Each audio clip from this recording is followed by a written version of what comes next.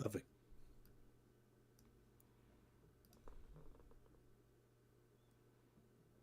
You are here because I need somebody to trust. I ain't forgot the time you helped me out in the past. Though maybe you didn't know it was me you was helping exactly. Nobody inside the outfit can be trusted with this. I need somebody from the outside. I'm not following you, Al. When I heard what Frank's planning, I said word to him. You can't do this, Frank, I said. You gotta find a better way, Frank. And you know what he says? Through that lawyer he is. You're inside, Al, and I'm out of here handling things now. That's what he says. You know what Frank's planning? No, Guess. I can't. No, really. Take a shot. Guess. Gang war? He hit Newberry already. Yeah, you can kill somebody time to time. If you don't do it on no big scale or make a habit out of it. But there's some people you just can't hit. Such as? Such as the mayor of a big city. What? Cermak. Frank's gonna hit Cermak. You're shitting me. I shit you not. What did I pay a grand to come down on the Dixie Flyer to tell you my life story? I saw Nitty in the hospital. He hates Cermak, all right.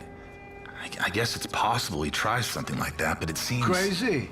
Not just crazy, Ella. Suicide.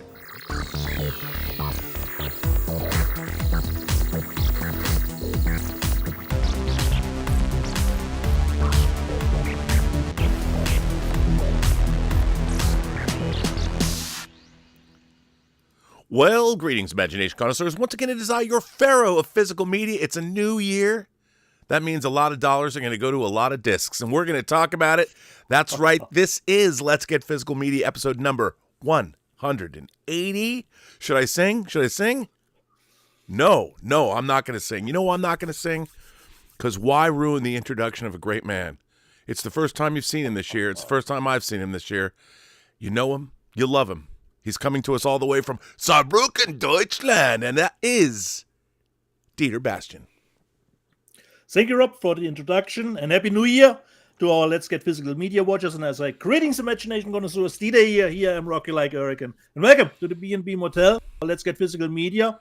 A new year, a new episode, same shenanigans. And Rob, we have the Christmas corridor behind us. Thank God. Even considering physical media, the Christmas corridor is a little bit slim pickings for me because the releases were mostly before Christmas. But considering the box office, the Christmas corridor is done. So is Mufasa still considered a flop, or did it track a little bit better over the Well, Christmas corridor? you know, it's funny that you say that, Dietz. Yeah. Because very interesting box office shenanigans. Okay, nice. So let's check in with Nancy Tartaglione on Deadline. Believe it or not, Mufasa is almost hitting 500 million worldwide. Okay. So, and Moana 2 is about to approach $1 billion. So Disney bringing in 1.5 billion with two movies. I'd say that was good for them. So here we go. The Lion King, Mufasa, The Lion King continued to reign at the top of international box office this weekend, making $53 million from 52 markets. And the overseas Cume, Mufasa, has made $307.8 million overseas, and that takes its global to $476 million as it approaches the $500 million mark. So that's pretty amazing.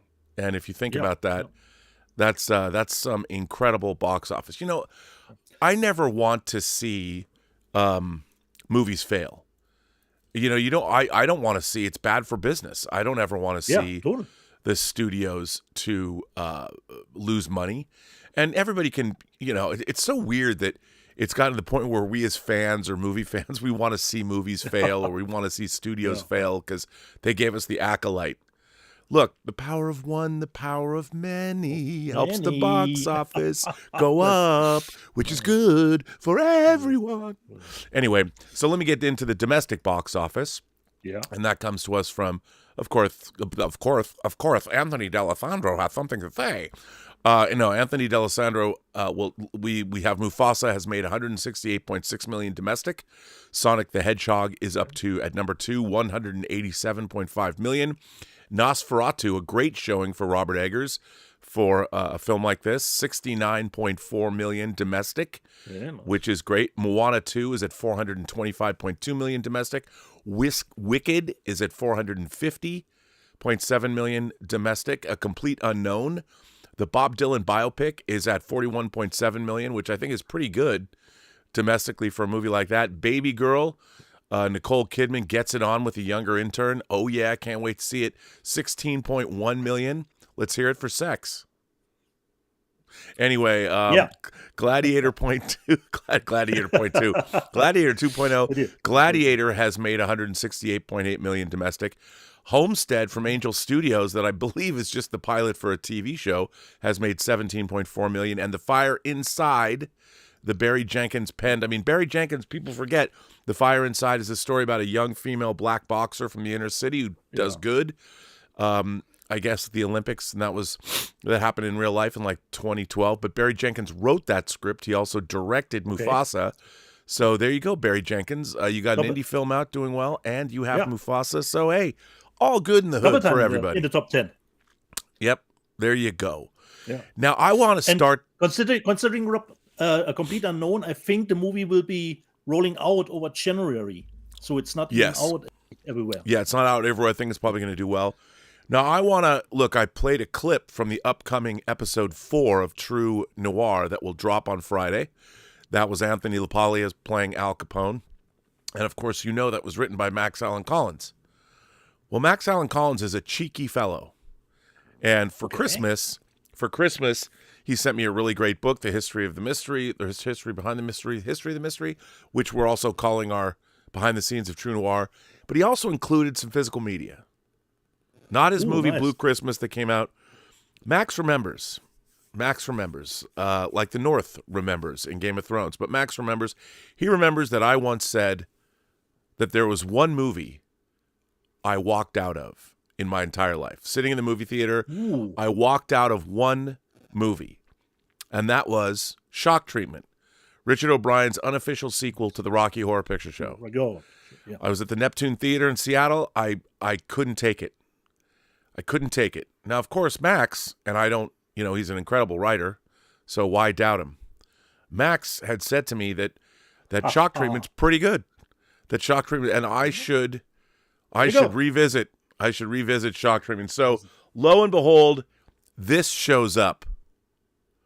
Okay? Thanks, Max. So, Max Allan Collins has sent me this DVD. It hasn't come out in any other format, and here it is. It's got an O-ring slipcase, and never before on DVD. Shocking, isn't it? Now, if there weren't things behind me, I'd probably toss this over my shoulder, never to be seen again. But because it's Max, and because his script for True Noir is so wonderful, and he's my co-producer, fellow producer, creator, I guess I'm going to have to watch this DVD. You could continue, Rob, where you stopped leaving the theater. If you still have a memory left of the movie. So, I did get this as a gift, a Christmas gift. I don't know if it was thoughtful. I leave that for you to decide. A nice Poke the Bear gift. But I did get 2 other discs that showed up. Gifts. Okay.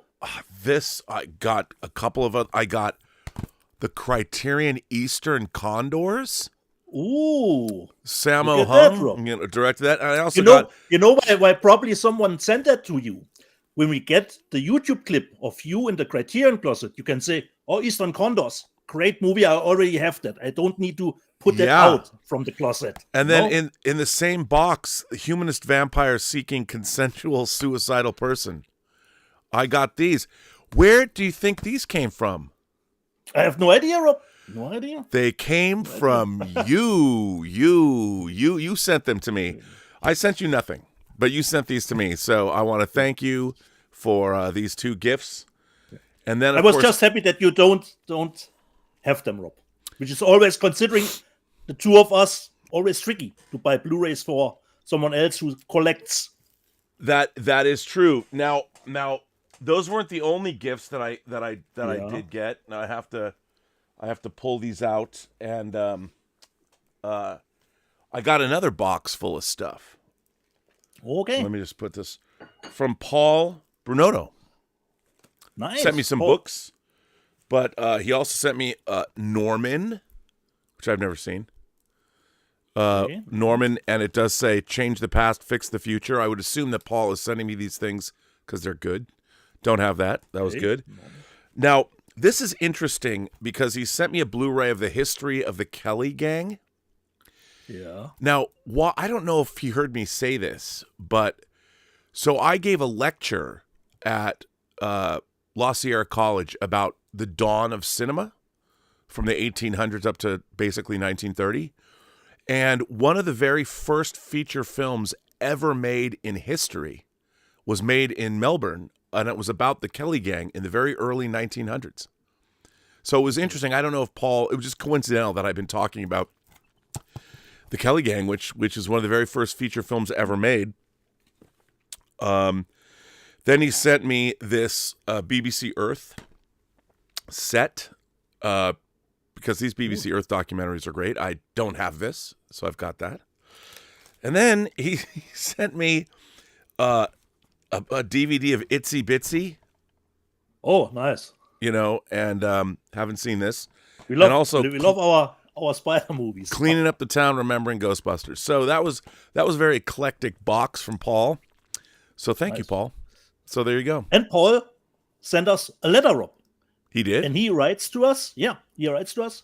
Let's get physical media. What to expect with physical media in 2025. Happy New Year to you, Rob, Dieter, and everyone in the live chat. Let's start with how media and internet outlets, including some YouTube physical media pundits, have reported that LG will stop manufacturing 4K Blu-ray and Blu-ray players in 2025. And this signals another nail in the coffin for physical media, movies, and TV shows. Discs, really. Panasonic and Sony are the best-selling Blu-ray and 4K Blu-ray players on the market, with Magnetar and Revon players as premium options. Yes. Eventually it will come to a close, but as Rob has stated in previous episodes, he thinks 5 more years of this will be released, then that's all she wrote. I think it could be longer. Who really knows? But everyone watching this live show is keen that 2025 is going to be yet another stellar year for physical media new releases after their theatrical one. First-time 4K and Blu-ray remastered transfers on movies and TV shows. And let's not forget CDs from popular singers, new movie soundtracks, and of course vinyl records, which are easy to find at retailers. And on every show, Rob mentions in the news segment upcoming titles to look forward to. And we can't forget Warner Bros.' leaked release date for 2025, as we squeal with excitement as we daydream about holding the latest box sets in our crappy, sweaty hands from boutique labels from around the globe. So let's all raise a glass to celebrate New Year and how physical media is alive and well for the time being, with forthcoming titles in our mailbox or on our front porch. Until then, catch you later, Paul Allen Brunotto. So Paul is hopeful, Rob, considering 2025. Well, then I got some still from liquor from last night. I'll drink to that. So there you go. Nice. Nice, Paul. That was very good, Paul. Thank you for that. Look, I'm optimistic. I mean, we're still getting, but it's just, that's the way of things. I mean, I was surprised at how quickly DVD killed Laserdiscs, and rightfully so. Yeah. I mean, it was a better format. It's funny, I still have... And cheaper, mostly cheaper, Rob. Yeah, cheaper. And you got anamorphic transfers. You've got, it was progressive scan for the first time. So you could actually get the look, 24 frame.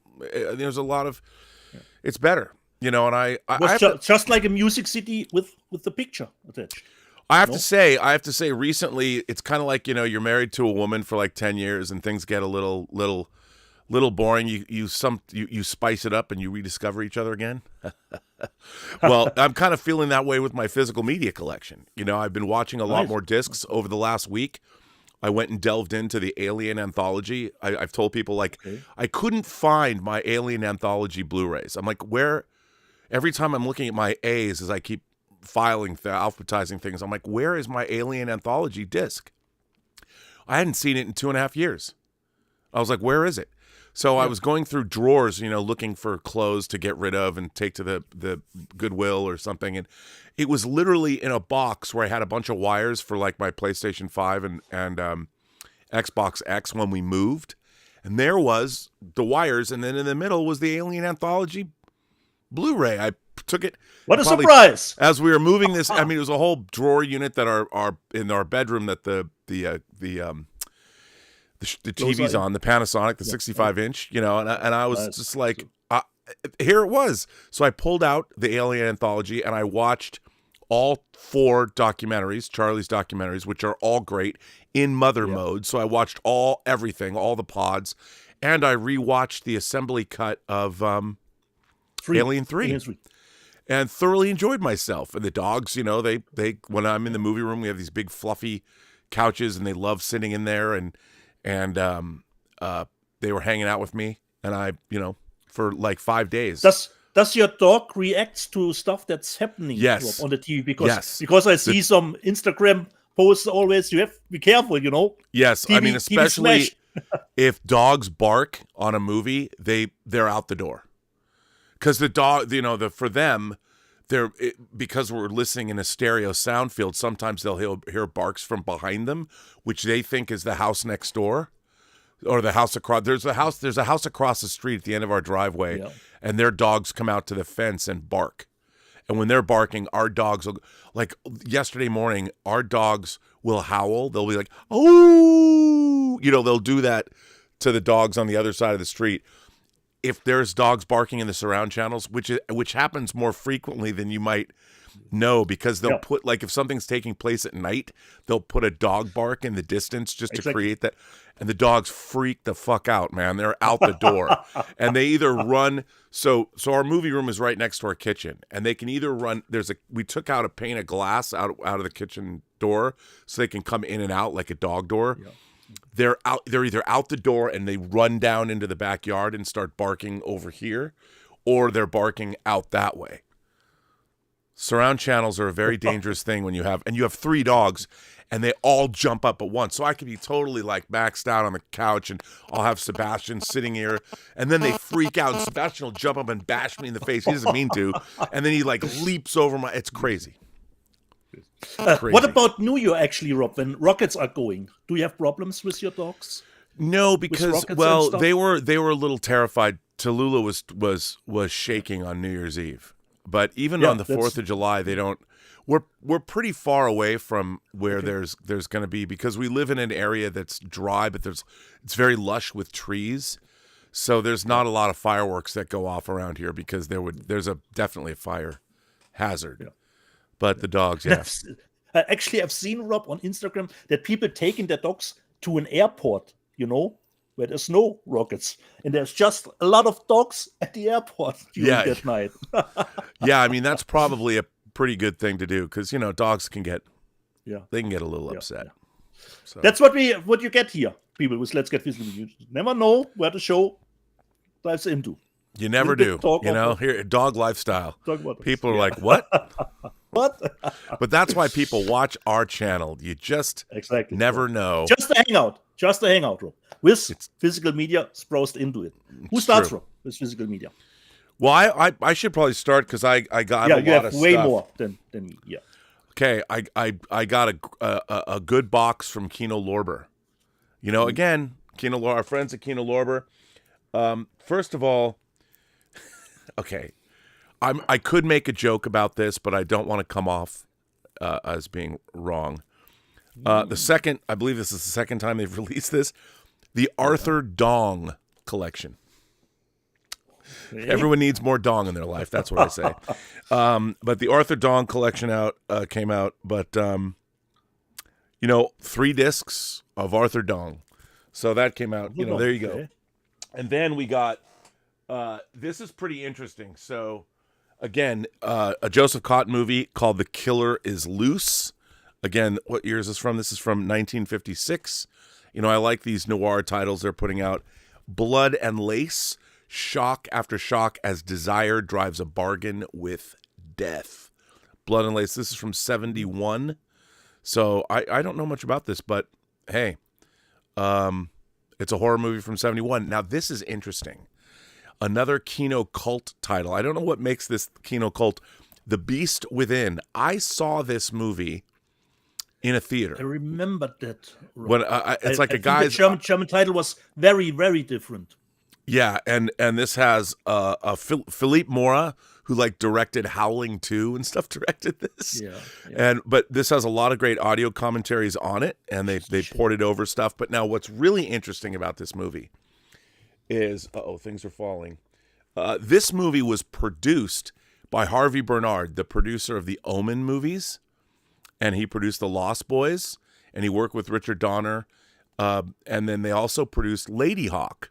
Now, what's interesting about this is Harvey Bernard. Harvey Bernard was from Seattle and had mutual, like, knew my grandparents or something.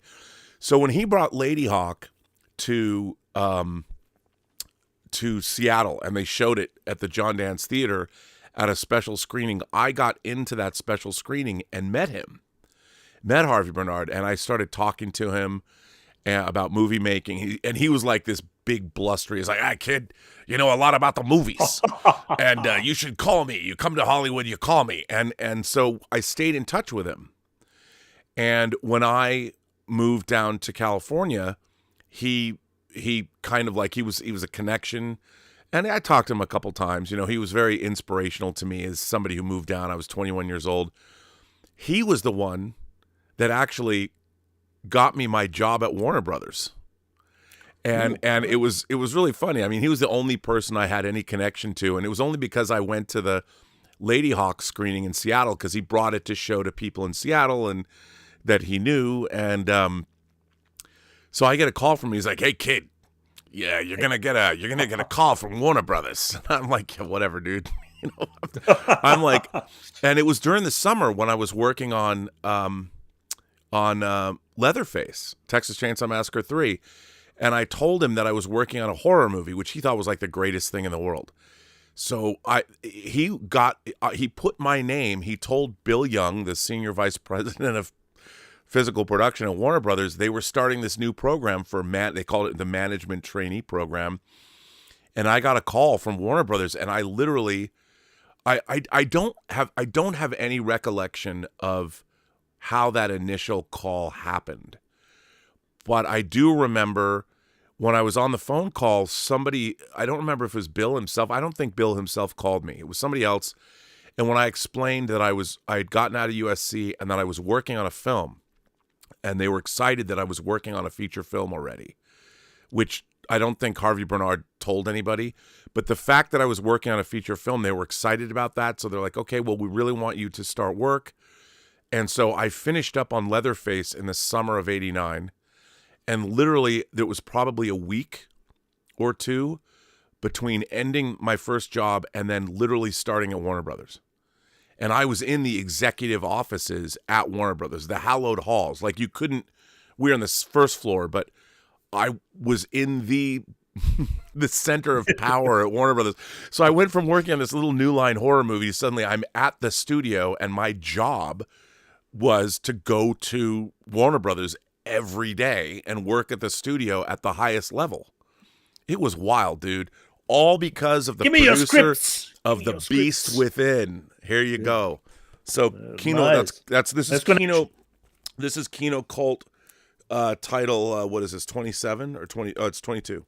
Here I have it, Rob. Here I have it. The German title of The Beast Within was The Angel's Face. Yeah, because I remember it's the Angel's Face, 3 Nights of Terror.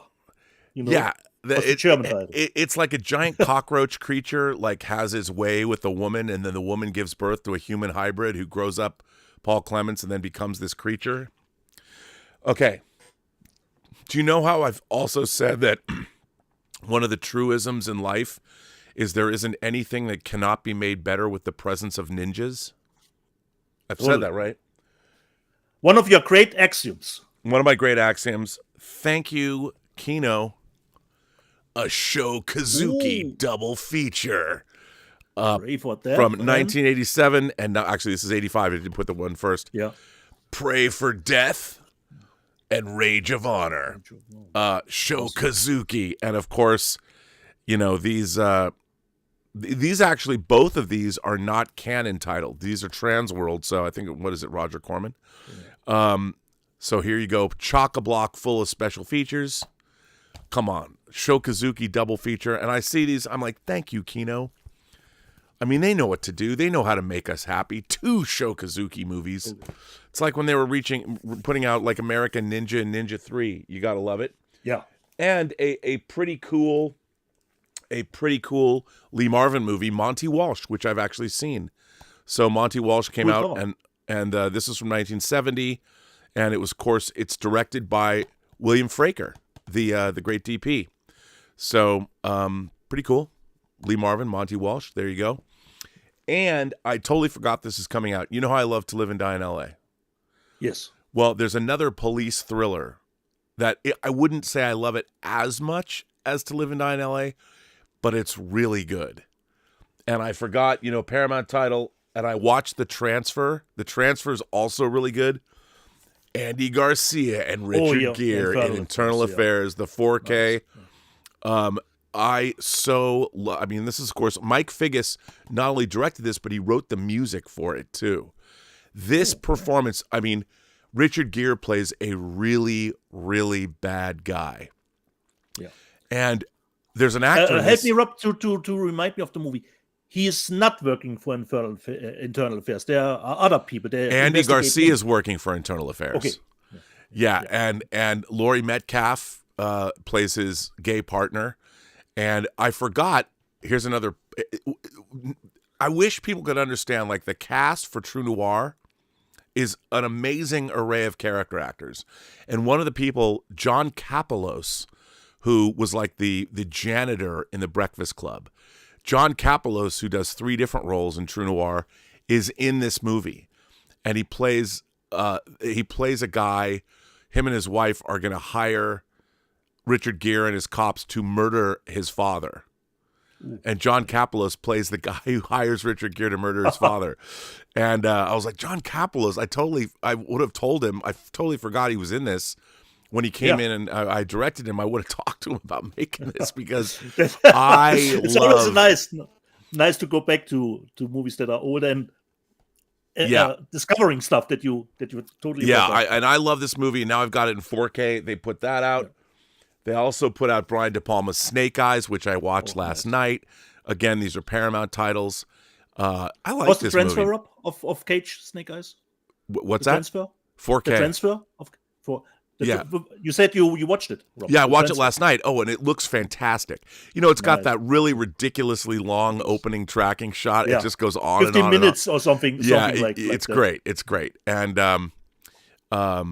this is great to have this. And the this is, of course, the Howard Hawks John Wayne movie Hatari, which is actually pretty cool. It's set in Africa, you know, and I love this movie. This is not necessarily a John Wayne Western, but it's really great. And this is in 4K. So these three 4K discs coming out, I think they might have come out this week, or I'm not sure, but I think so. But it's great to have these from Kino. God bless Kino Lorber. Snake Eyes and Internal Affairs were both Paramount titles that got licensed out. Yes. And so is Hatari. This is Paramount as well. Atari too. Okay. Yeah, so they're totally, you know, they're it's funny, we did a 50th anniversary, Dave Parker and I did or was it 70th anniversary? We did a John Wayne video for Paramount Parks celebrating John Wayne, and there's clips from Hatari in that video. So that was the Kino Lorber haul, but I've got other things to show. So there you go. Okay, nice. We have some super chats that came in. Yes, let's see if we have. Do we have? Hang on. I have to get to where the super chats are, and of course it's not letting me click on them. Hold please. Well, I'll go back and look. Here we go. Why is this not allowing me? to do this. Oh, I know why. Now I can. So, as I look into the super chat realm here, I did see some.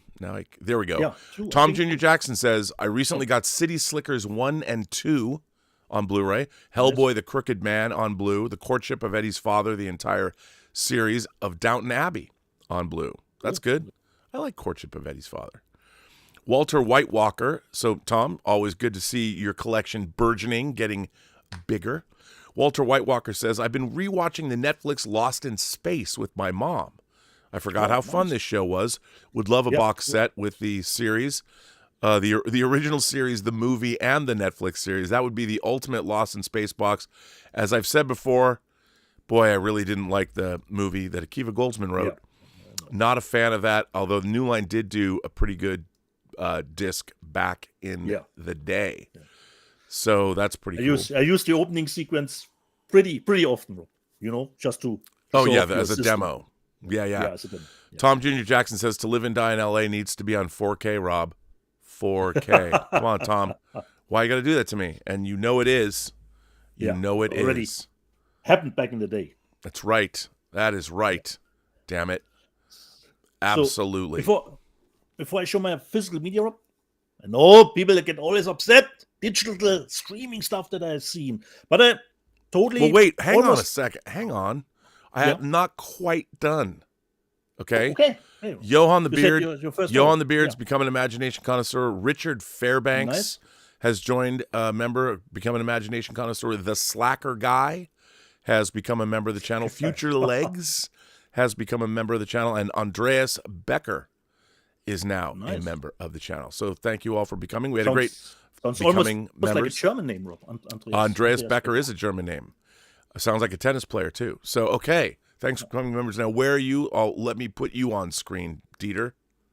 Yeah, because there are almost recommendations. Only one stinker that I watched yesterday on Max, Rob. I wanted to give it a shot, even if the reviews were not good. I watched The Front Room with Brandy.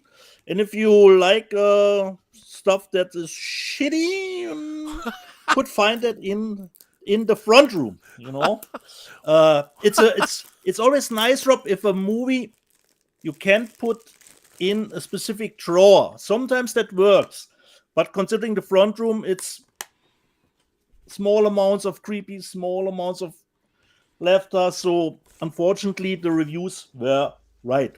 And then I totally almost forgot, Rob. I watched, of course, Our Bad Sisters show. Oh, what do you think of the second season? Totally loved it again, Rob, because they did something that I didn't expect, and I don't want to give anything away. Rob, have you seen it already? You know what? I watched the first episode with the guy falling off the cliff and all that. Yeah. So I would say, considering the show, I would not say no to a third season, but it really wrapped up nicely. If they would stop here, I would be totally fine with that. Then, of course, Rob, I don't know if you had time to get to it. Of course, the big thing on second Christmas Day was... Oh, I watched it all. You watched it all. Yep. And for me, nicely continuation, even if the season is actually not finished, Rob. Yeah, you know what it reminded me of? It reminded me of Catching Fire. Hunger Games 2. There you go. In the sense that, I liked it. It didn't have the uniqueness of the first Squid Game, but I did like the way. Understandable. Yeah. And there were things like by cutting it off mid-season, and I'm sure that was a Netflix call. Yeah, I'm sure Netflix. They shut the whole season, but they then split it. Well, what was so that we don't have to wait for season 3 that long. So in 2025 we will get season 3. But for I me, thought it's it was one season actually. Yeah, I thought it was lame because they have two parallel stories that you're watching. You're watching what's going on the island, and then there's what's going on off the island. Yeah. And what's going on off the island, they just drop. You totally forgot sometimes.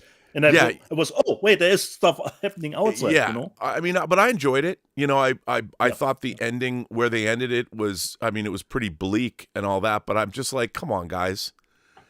It was not designed. They didn't build up to that cliffhanger. It was cut off in the middle. And I'm like, if you were watching the whole story, it would have, and there was another episode, you would have been like, wow, that episode was awesome. But because that's where it ended, you're like, wait, what? Yeah, did you enjoy it? And I enjoyed it, Rob. But let's face it, just with the Hunger Games, we come for the Hunger Games, and with Squid Games, we come for the games, and we only gotten actually only 2 new games. But I saw something great on Instagram that I didn't detect, so a little bit spoilery here, Rob. When they play the second game, when they are chained up together, and you had the scene with player number 1, which we know is, game headmaker. You saw scenes before he went into the games who showed us he is left-handed, actually. And then, he had to flip that circle, but he did it with the right hand first. And only at the end, he did it with his left hand, when it was really, really tight race, I didn't catch that, Rob. I didn't catch one on Instagram brought it up. So the first time he threw it with the right hand, it's not right-handed, and then just in the nick of time, he did it with the left hand, And that's what I think what Squid Game does so great, even if we know our main protagonist probably will make it. They always manage to make it suspenseful, Even if you know it has blood armor, you will probably make it, but it's always always suspenseful, especially with the kids' games, Then, I don't know if you have seen this, Rob. I watched The Order. Great action thriller. I liked it. Me. I liked it. Yeah. Especially, like you said, Rob, those are the kinds of movie we rarely get these days anymore. And for me, it was totally surprising. I never seen Nicholas Hoult is charismatic for me. He's always nice. He's always good. But I've never seen him this charismatic in it. Then on Netflix, I watched the animated show Ranma, 1.5, which is the remake of the original one. I never saw the original one. And what I can gather from the World Wide Web, it's really faithful to the original, just a visual upgrade, more or less. But they didn't change much. Then on Apple TV Plus again, Shrinking, Season 2. Totally got the eyes a little bit watery for me. Really loved the show. And this for me, considering Harrison Ford would ever play in a TV show, and this is actually fitting for his age, So Shrinking, really nice. The only criticism I have about the show, Rob, there's no real issue considering money or anything else, It's all emotional stuff, baggage, but normal stuff that normal people have to fight each day is not really part of Shrinking. Then I watched the Clint Eastwood movie on Max, Rob. Juror number 2, Nicholas Hoult. I did too. Again. I watched it too. Yeah. I thought it was good. I liked it, Rob. But it's tough considering they're giving the twist pretty early away. But I don't know how you would do the movie considering your focus is on Juror number 2. So, immediately, almost after 10 minutes, what the twist is of the movie. Yeah. So, for me, good, but a one watch, actually, because there are the jury and the courtroom scenes, there are no really surprises left. But I don't know how you could do the movie differently, considering the Juror number 2 is the focus of the movie. But once again, what I totally loved, Rob, was the picture quality of the movie. Totally looked awesome. Oh, it looked great. Yeah, I'm surprised though it didn't. I mean, I thought it was really respectable. It was beautifully shot. I think Warner Brothers should have given it. It might be Clint Eastwood's last directorial effort. Yeah. I think one of the things look, it ain't show friends, it's show business. But you're dealing with Clint Eastwood, a legend. I think they should have given it a big marketing push. I thought it was a great adult courtroom thriller. I love courtroom dramas. I thought it was really good. I thought the acting was terrific. It had a great cast. Yeah. And, it sort of shows, look, we have to create our own meaning. Human beings are in charge of our own destiny. And I saw the release of that movie I thought it was incredibly disrespectful to Clint Eastwood and his legacy for the studio. He's made a lot of money for Warner Brothers. Unforgiven won Best Picture of the Year. somebody could say that, well, that was 32 years ago, Rob. Yeah, but still, it's Clint Eastwood. And it should have had a big release. They should have really pushed it. They should have said, see, the man's in his 90s and directed that film. And you can be as cynical as you want about how his team is. He has a team around him that really gets him to help. But it doesn't matter. Finish the movies. That film deserved, I thought, to get a release. And if it had enough marketing and a real push behind it, it might have made some money. And people might have been able to see, like, hey, okay, these kinds of adult-oriented dramas can still thrive theatrically. But it wasn't given a chance.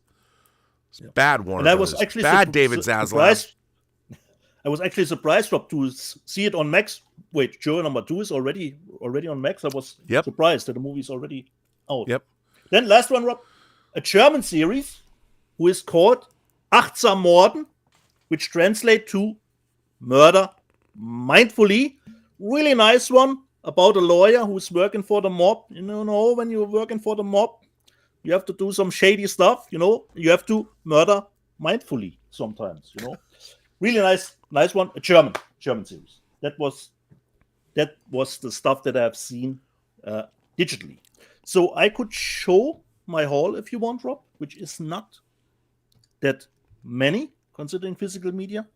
And the first one, what did I get? Eastern Condors with Sammo Hung. Totally one of my favorites from Sammo, Rob. I hope you have a good time. Transfer is really nice. We loved it, even if I already own the movie. But there's a little bit of new stuff considering the extras on it.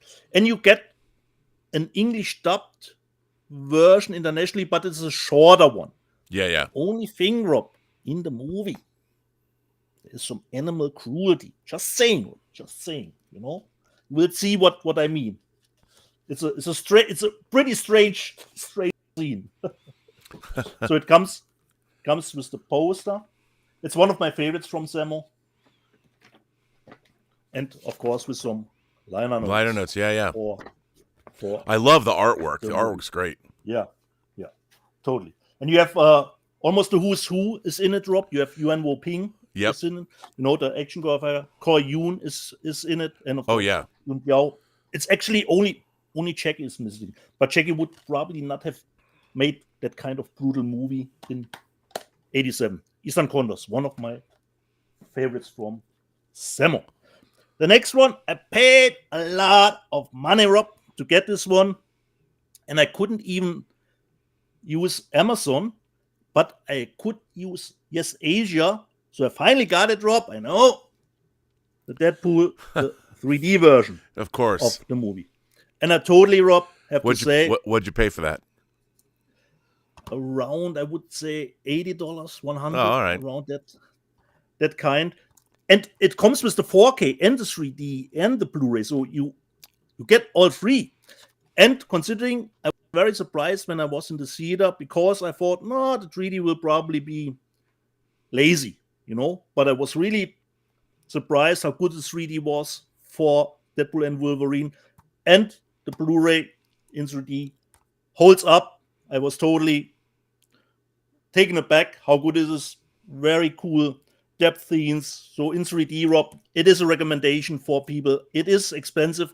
And I know there are not format changes with the movie, but the 3D is really, really great considering. This is nice. It's almost, Rob, I think when they did the movie, I think they had 3D a little bit in mind. You have always cool stuff in the foreground considering. So the 3D is really great for Deadpool and Wolverine. And I didn't expect at all considering the movie. I was thought they have done just a pretty fast conversion for, getting a little bit extra cheddar, but the 3D was really nice. Perhaps the delay of the movie helped out that they had more time to do the conversion for it. Next one, from the States. Cody showed it. It was in his top 10 last week. This is not the Australian version. This is the Steelbook from the States. Of course, I got my Terrifier 3, the first edition. There will be, of course, more. And I know, Rob, there are some people are critical about it because it doesn't feature HDR10 or Dolby Vision. The only thing that I can tell you, Rob, it totally looks just as I remembered it from the theater. Yeah. Even if it hasn't HDR Dolby Vision, but it totally looks as Well, it did also, I mean, in I think what theater. people don't understand is if you're doing Dolby Vision or HDR10, like Dolby Vision, you have to pay an extra license fee for that. Exactly. And then they say this is Terrifier 3 is a very low budget movie. still That's kind of the whole exactly. point of the franchise. So, Exactly. I wish people would, I mean, you can't expect people to know everything, but that's why, it's Yeah. whoever put it out. Even if the Australian one has, I think, Dolby Vision, and I don't know about the UK one, but even without it, for me, it looked totally like it did in theaters. The other thing, Rob, considering the sound mix, was a little bit strange because you have the voices of the actors over the complete front. It was on the Blu-ray and on the 4K, so I think it's not a mistake. I will gladly hear the Dolby Atmos track when it comes on the Australian one, if there's different one. But the good thing about is, considering Christopher Nolan movie, what did they say? You can clearly hear what they are saying Right. at the Terrifier 3. This one, a French horror movie. Let me just see if I can see from 2001. I don't know if I have seen it. It says HD premiere, Rob. 4 minutes longer. It's uncut. The movie Requiem. Wow. So I don't know that movie. Who put that media out? book. I don't know, Rob, if I have seen it or not. So it's a media book. It's not 4K. It's just Blu-ray. Does that DVD. predate our beloved French extreme horror films? Yeah, it should, Rob. 2001. It's directed by Hervé Renault. So I don't know if I've seen it, but it says 4 minutes longer, uncut for the first time, which could just be. That looks like is that a media book? Yeah, this is a media book. Rob. Is that a German release or is that from France? A German release. Rob. And I got number 17 of 220. Man, I don't know how anybody makes any money putting out 200 copies of a movie. That's not wow. Not that cheap, Rob. Not that cheap. Well, there you go. Requiem. Then, with that order, sometimes you are just that tiny bit away from being shipping free, and then you put something else on it, so you have shipping free. I've always wanted to buy this movie, really curious about it, but I haven't seen it yet. It's called The Dead Center. Wow, what a cool cover. Yeah. They had different cover artworks. Is that a artworks German and movie? No, Rob. This is not a German movie. And I always wanted to buy this. There are different cover artworks, and this is now was price reduced. So I'm really looking forward to it because I said, okay, I put it in there to save the shipping costs. The Dead Center. And Rob, you were speaking of American Ninja. This one was already put out from Kino Lorber years ago, but I love the cover of the media book, and for me it's the best from Michael Dudikoff, Avenging Force, but here in Germany it was called Night Hunter. Wow. That's a very 80s cover. Yeah. And it looks like a VHS totally. cover. And this was the Kino Lorber cover, Avenging Force. Mm-hmm. This was, I think, Yep. the one. And for me, this is the best one from Michael Dudikoff in the Canon group Night Hunter. releases. Yeah, with Steve James. It comes with the DVD. I don't know why are there two DVDs.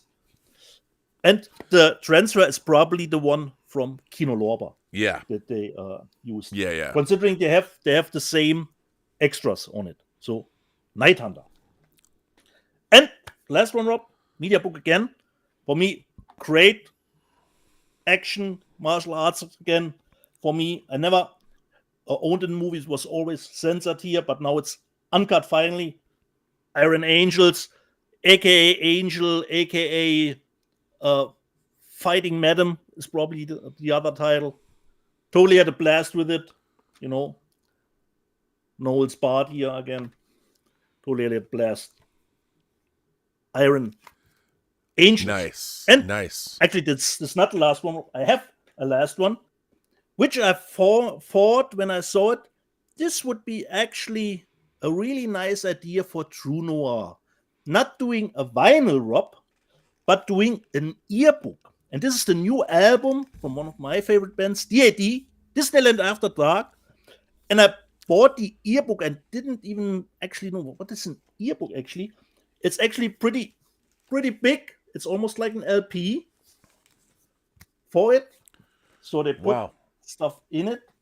Comes with a patch and the sticker that you can use. Wow. So it has just the lyrics and artwork in it from one of the band members. Get all the lyrics from it.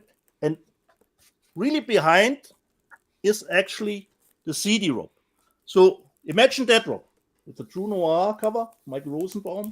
At the beginning, you have some photos perhaps here inside, and then at the back, the 2 Blu-rays. So skip that vinyl, Rob. Make an earbook like DAD did. Well, that's a great idea, and that's a great segue into what I'm going to show next. DAD, the last one that I got this week, their new album from last year, Speed of Darkness. So I will just fold it out completely. It looks like this.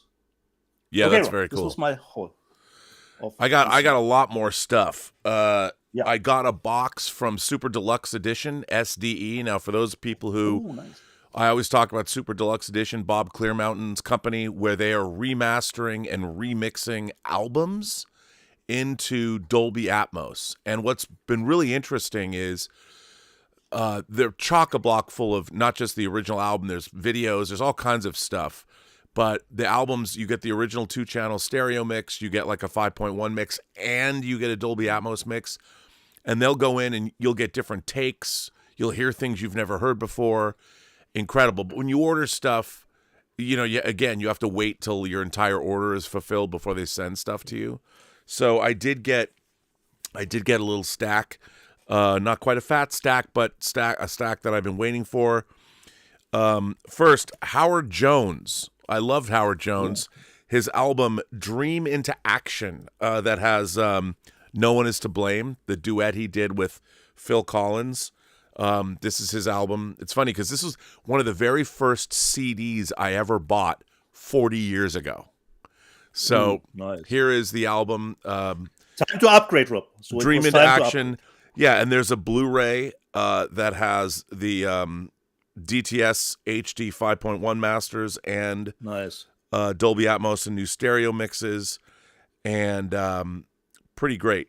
So, and then there's always great if you got different audio options on it. Yeah, well, that's what's so my cool. system. For my system, normally the DTS 5.1 works a little bit better. For my system. Yeah. So, but that is pretty cool.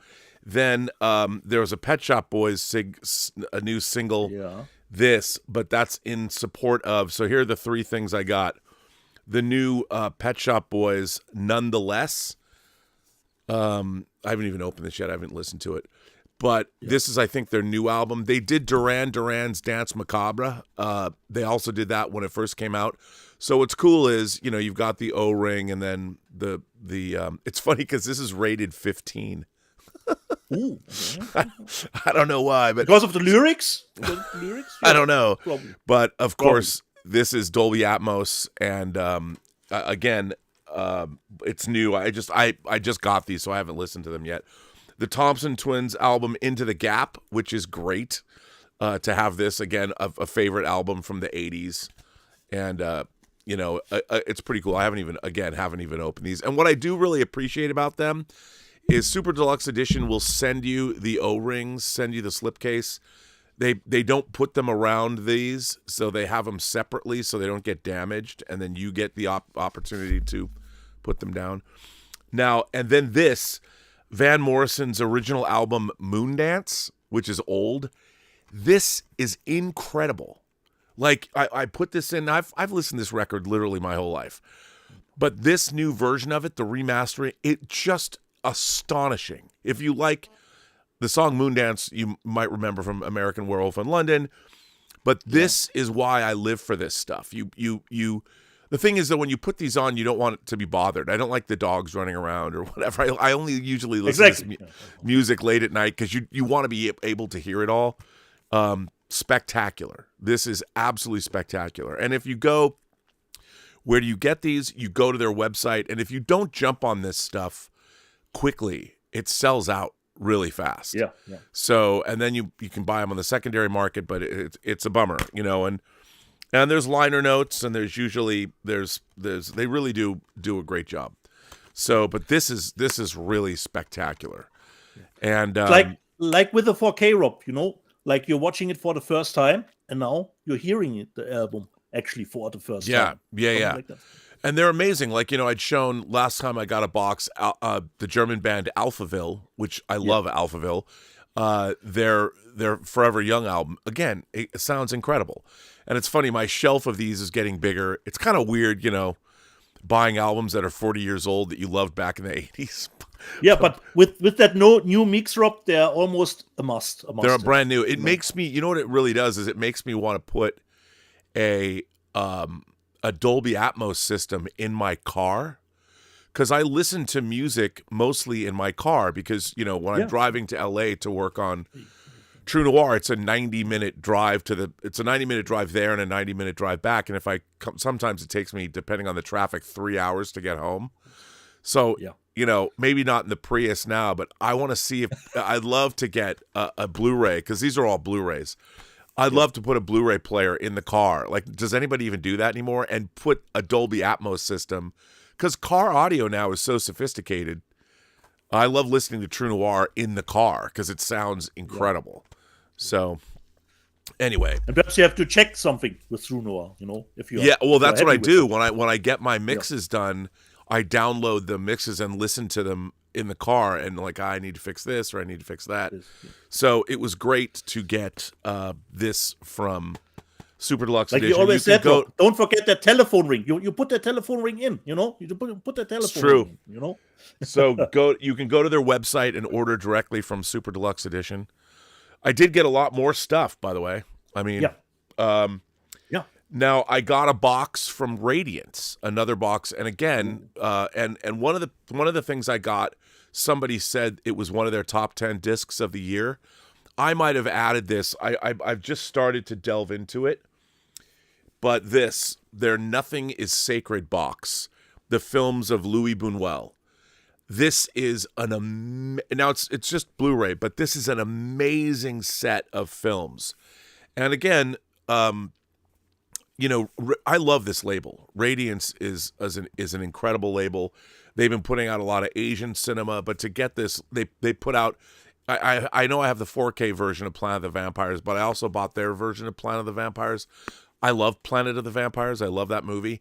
Alien was inspired by it, but their release, I mean, this is a great release. It comes with 3 films, 3 Buñuel films, including The Exterminating Angel. And what's great about this is I'm stacking these in front of me. So you get the film, but this also has you've got the very upscale cover that they did, and then I chose to go to that's original artwork, but which is pretty great.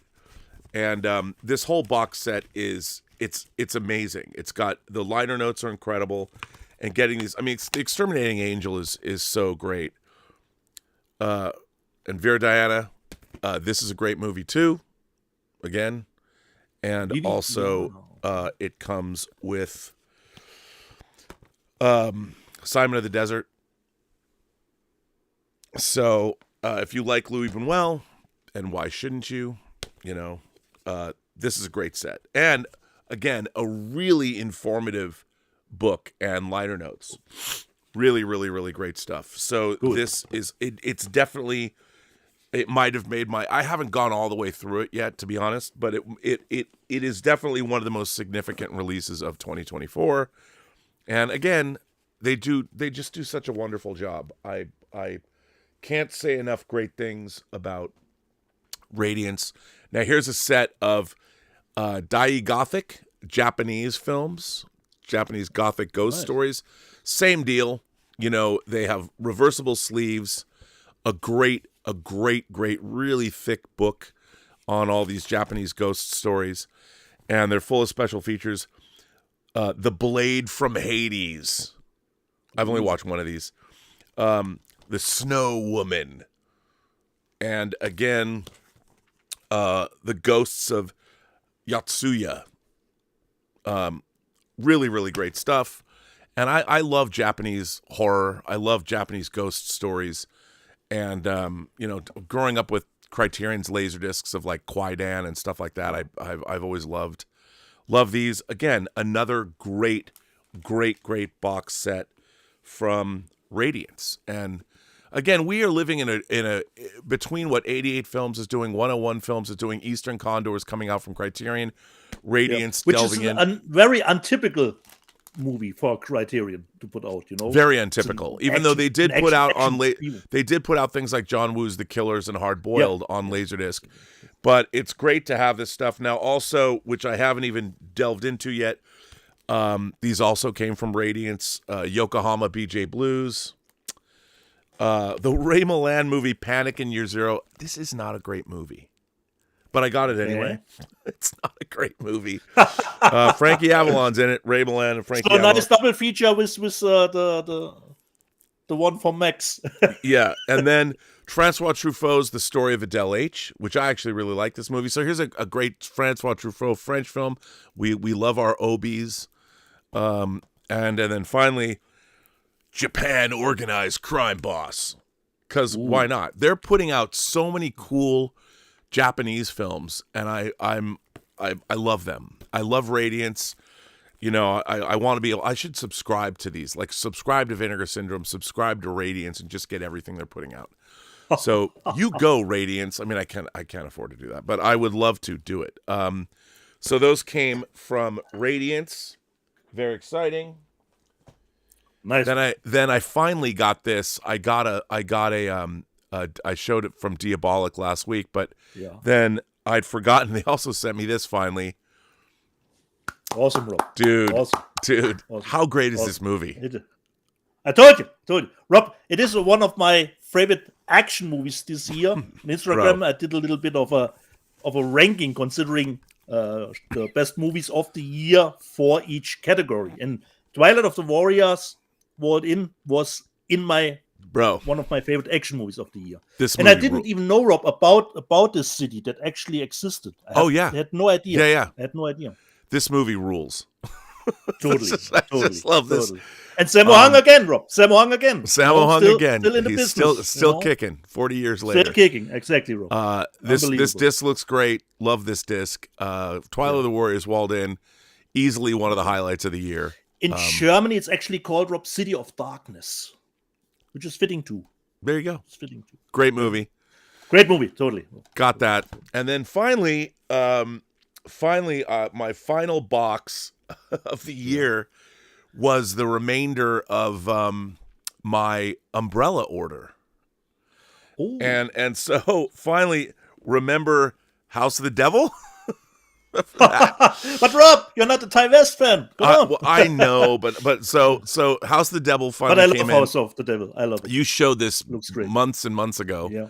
Well, not months, some weeks, I think. 1 month. And this, again, another web store exclusive from Umbrella, which you've showed it already, box set. These are just everything that Umbrella's putting out horror-wise. So, I had to get this. I'd forgotten that I'd even ordered this. Forgot it. I totally forgot. Did you even own the movie, Rob, or is this the first time? First time I've owned it. First time?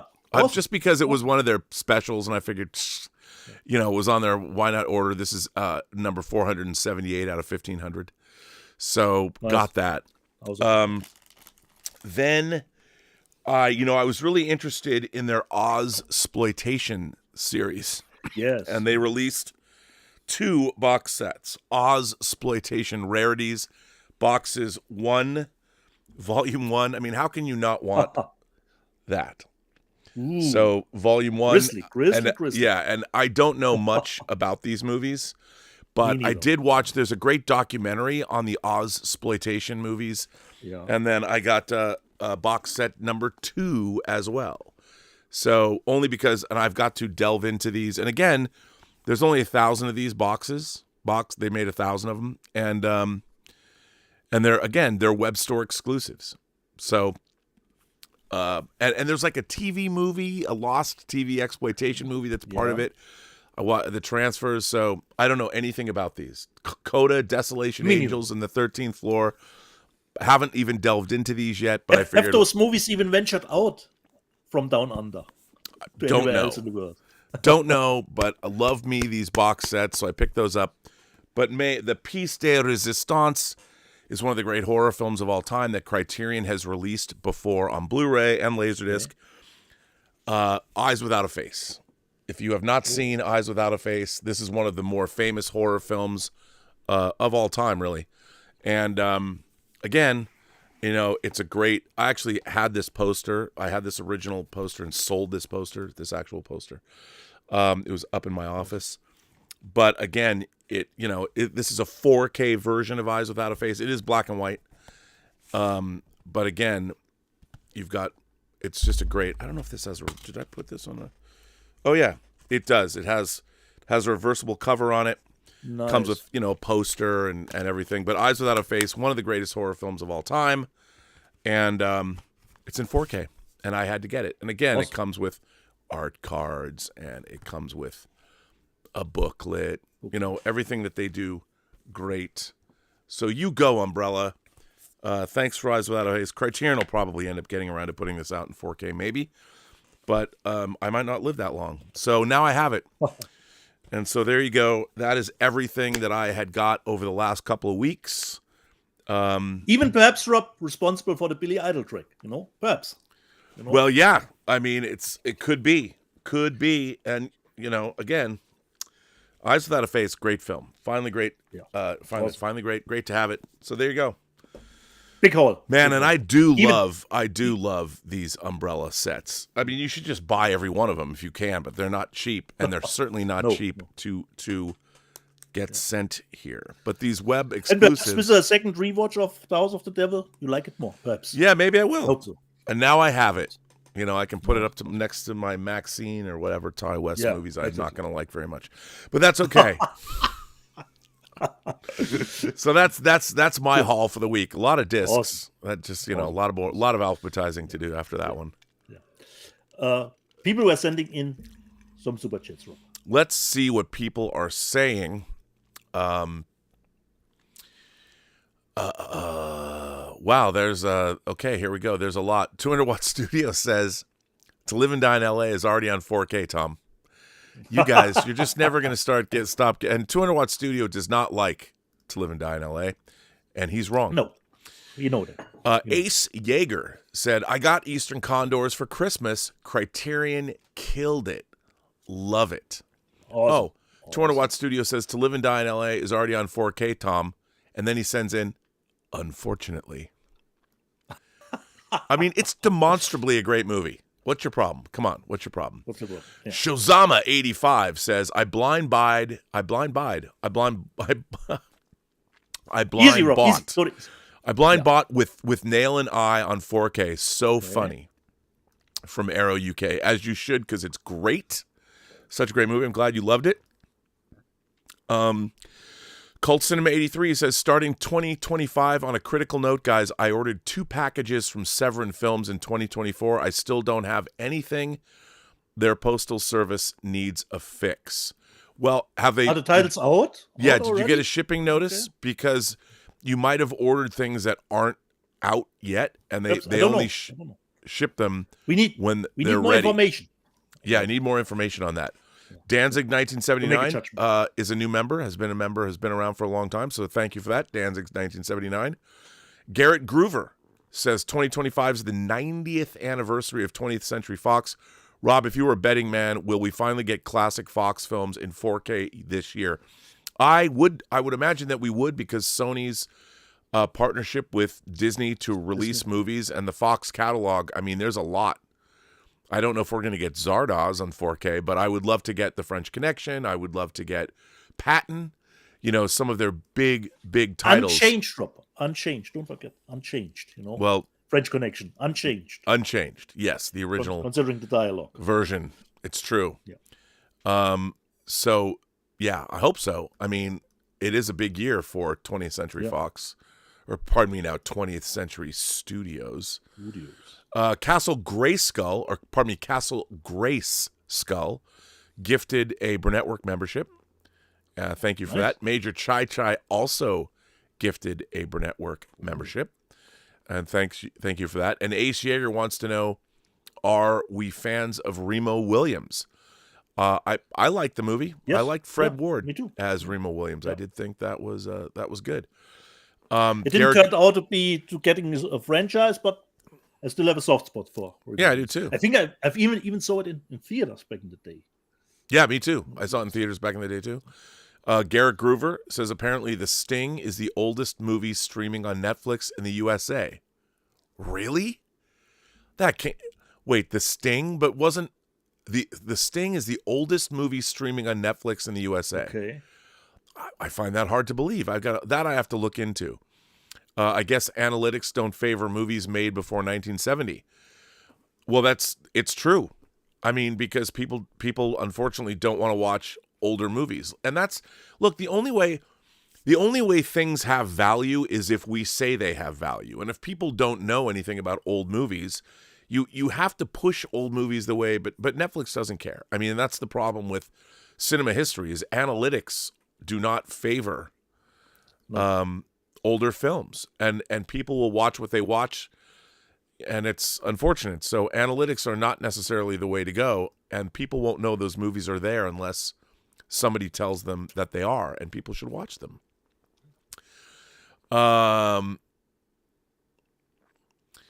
Let's see. Oh, there a bunch of other things just came in. Castle Grayskull, we already got that one. Vegas RoboCop has been a member of this channel for 45 months. Nice. That's crazy. You must have joined when this memberships were almost 4 years. That's crazy. 200 Watt Studio says, why did Kino's 4Ks of Kubrick's films only get 2 years before they lost the license? That's a good question, but that's probably all they could get. They put them out and they made them available. Yeah. And that's probably why. I mean, licensing deals, somebody else probably scooped them up so they could make the Kubrick box set. I have no idea. Know that. But yeah, that's interesting. I mean, those kinds of rights deals.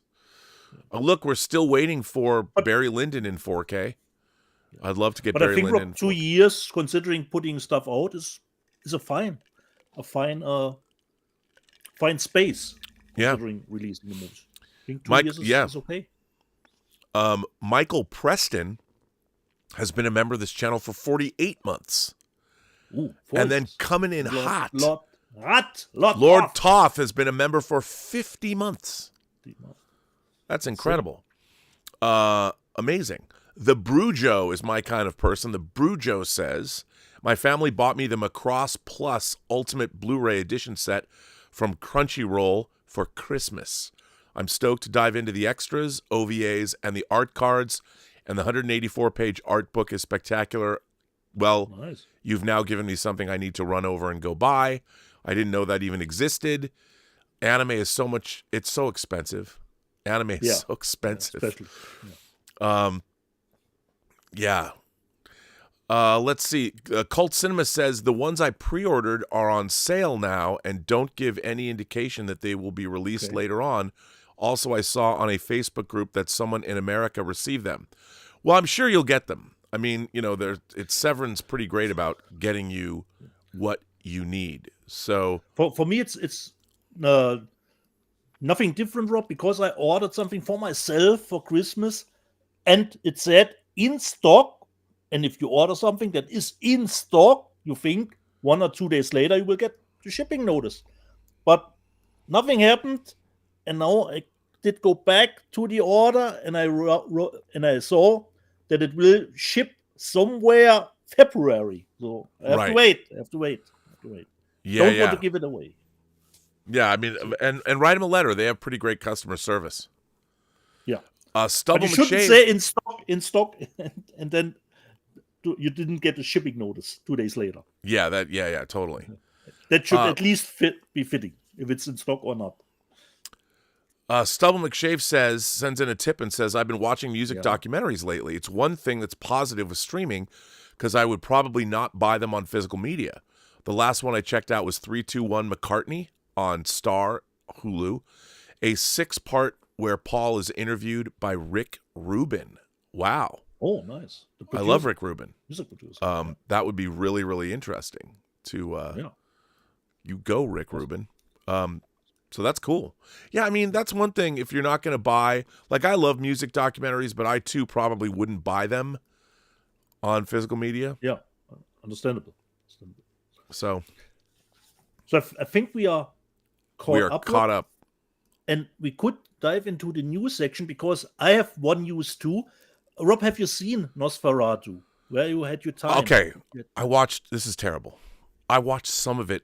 I had an Academy screener thing, but I had to get up, and so I haven't. And when I was watching it, I realized I want to go see it in the theater. I have to see this in the theater.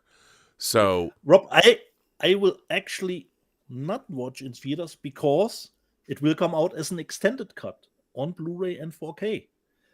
I know it doesn't make the movie perhaps better, because some people say it's boring to some degree, but it will get an extended cut later on 4K and Blu-ray. Just saying. wow. As a news, it will get an extended cut. That's news. Okay. Well, I still want to see it in the theater. Yeah. So now we. But what you have seen, Rob? Oh, I look, I'm a Robert Eggers fan. And I've heard a lot of people say different things, but I love the way he can. There's things. Do I like how Count Orlok looks? With the mustache. Yeah, I mean, it's. Yeah. I need to see the whole thing. I need to see. Can I just ask you, Rob? Considering the screener, does it have full 5.1 audio or is it stereo? Yeah, no, it did. It did. Okay. So it's an Academy screener. You get a number. You can log in and you can watch literally every single movie that could be up for an Oscar, which is really, really cool. It's an LA thing. Did you get you used to get screeners, like people would get, if you remember, like the Producers Guild or the Motion Picture Academy, they'll send you every single movie that could potentially be in, like you'll get 100 movies. You'll get a stack of all these movies on disc.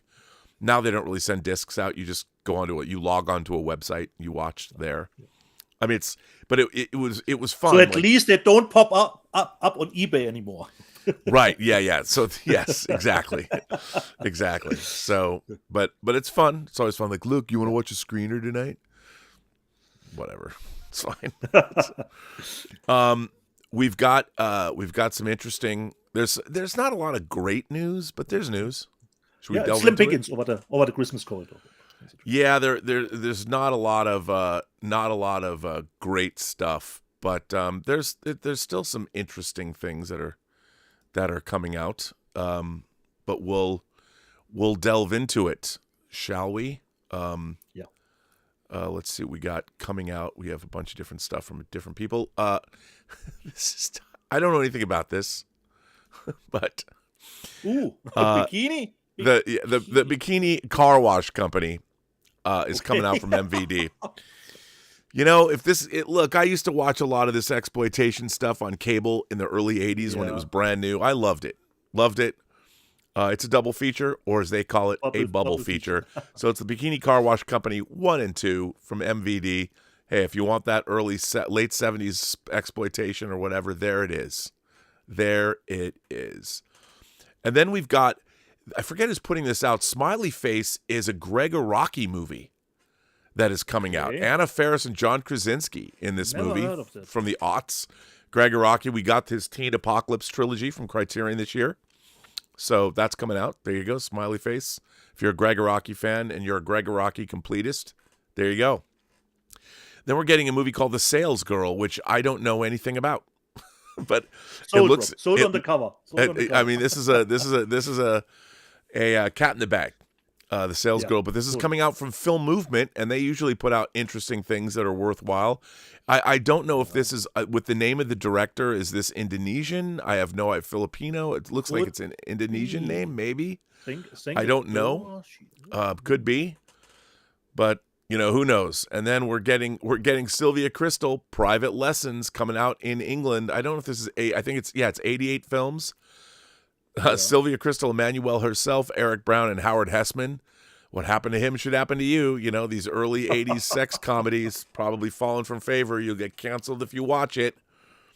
And now we've got things from Kino Lorber is putting out in 4K Spike Lee's Inside Man. I love this movie. Denzel Washington, Clive Owen, and Jodie Foster. Love, love, love this movie. Can't wait to get it in 4K. Happy to get it. They're also putting out the Simon Pegg comedy Paul. That alien movie that came out in the early teens is coming out. I remember liking it, but It was all right. I think they ended up at a Comic-Con at the end. Yeah, they do. Yep. Yes, sir. Then we've got Vinegar Syndrome and their partner label Cinematography, if that's how you pronounce it. I don't know. Cinematography is putting out Bang the Drums Slowly, John Hancock movie. If you haven't seen this movie, Michael Moriarty and Robert De Niro are in this movie. And it's a baseball movie, and these two baseball players, one of them gets terminal cancer. I mean, this movie, wow. This is a very famous movie that is a bit of a downer, but you'll never forget it if you watch it. They're putting it out in 4K. I got to get this. This is classic. And if you haven't seen it, I remember seeing this on TV, and I was like, oh my. When I was a kid, I thought it was the saddest movie I'd ever seen. But it's great to get this, and the cinematography has been doing great. They put out Little Darlings, they put out Going South. They've been doing a lot of great stuff. So they're a Vinegar Syndrome partner label. Vinegar Syndrome announced this week Virtuosity with Russell. That's a tough one, Rob. Getting or not getting, I have no idea because of the movie itself. But what do you say, Rob? Virtuosity. Look, I love Russell Crowe, but this movie... I even have the movie on Laserdisc. I bought it on Laserdisc back in the day. It's a rough watch now. Yeah. Early totally. CG effects. CGI. Yeah, I don't know. I mean, look, to me, am I going to buy Congo and Sliver? No. But I want to support Vinegar Syndrome. I do. Yeah. Virtuosity. Look, for those people who saw tough. It's a hard tough. one. It's a tough choice. Yeah. So I don't know about that, but it's coming. They're putting it out. They're putting it out. And Velocity was, help me, Rob, a Paramount title too. Yeah. Yes. Yeah. Yep. So they're raiding that Paramount library. Deranged is The Confessions of a Necrophile. This is based on Ed Gein. I mean, coming out in 4K. Jesus. I don't know, man. I mean, I was just reminded of something I forgot to put in the news section. I've got to go find it. But yeah, they're putting it out. I might get this if it's truly lurid and disgusting. Why not? They're also putting out a feature with the Jörg Buttgereit set. There you go. Now they're putting out The Witch from Nepal. Now what's interesting is they're not the only they're putting out The Seventh Curse and The Witch from Nepal, and they're not the only company that's putting out Witch from Nepal, which I will get to shortly. But that's coming out, Witch from Nepal with Chow Yun-fat. And The Seventh Curse is coming out as a double feature. They are also putting out Curse of the Devil, Demon Witch Child, and the Vampires. What is it? The Vampires Night Orgy? Like, come on. I think I might get this just because to have it. Curse of the Devil, Demon Witch Child, and the Vampires Night Orgy. I'd like to say it was the story of my life, but it's not. But I want to get the disc. Why not? You remember that night clearly. Keanu and Company from Keanu Reeves' early career. I don't know much about this movie, but hey, it's remastered and it's coming out from some Canadian company. I don't know who's putting this out, but it's interesting. I don't know anything about this, but hey, it's on its way if you want to get it. And then we've got late night classics, Assault of the Party Nerds and Assault of the Party Nerds 2. Clearly, if that's what you want. The Heavy Petting Detective is Assault of the Party Nerds 2, The Heavy Petting Detective. I, again, don't know. No idea about this movie. Don't know what to tell you. But Kino Lorber's, so there you go. This is not from Kino Lorber. Kino Lorber's also putting out Repo Men, not to be confused with Repo Man. This sci-fi movie. Kind of like this movie. It had a great soundtrack, too. Forrest Whitaker and Jude Law. So that's also, I meant to put Kino, this is kind of the Kino Lorber section, so that's where Inside Man should have been too. So Kino Lorber's putting out Inside Man. They're putting out Repo Men. They're putting out Deep Star 6 in 4K, which, this movie's not great. There was Leviathan, there was The Abyss, and Deep Star 6, directed by Sean Cunningham, the man who directed Friday the 13th. So that's coming. They're also putting out a movie I don't know anything about called Promise or Anything from the 60s that stars Warren Beatty. Promise her anything, but take her to our picture first. So I want to watch this. Kino Lorber will put this out. I'll pick it up. Why not? They'll send it to me, and I can watch it and see it. But an early Warren Beatty movie from the 60s. I want to see it. They're also putting out Posse, a new restoration of Posse that stars Kirk Douglas and Bruce Stern. This is a mid-60s movie again. Or maybe it's in its early 70s. I think it's a 50th anniversary version. But I've been on a Western kick, especially now since The Searchers came out, so I'll watch this. I've never seen it. So Kirk Douglas and Bruce Stern, you've sold me on that one. Then they're finally putting out House, a box set of House on Blu-ray. It's not lupus, Rob. It's not lupus. No. There you go. And then an early John Sayles movie that I liked, Baby It's You, with Roseanne Arquette and Vincent Spano, is in fact coming out, which is cool.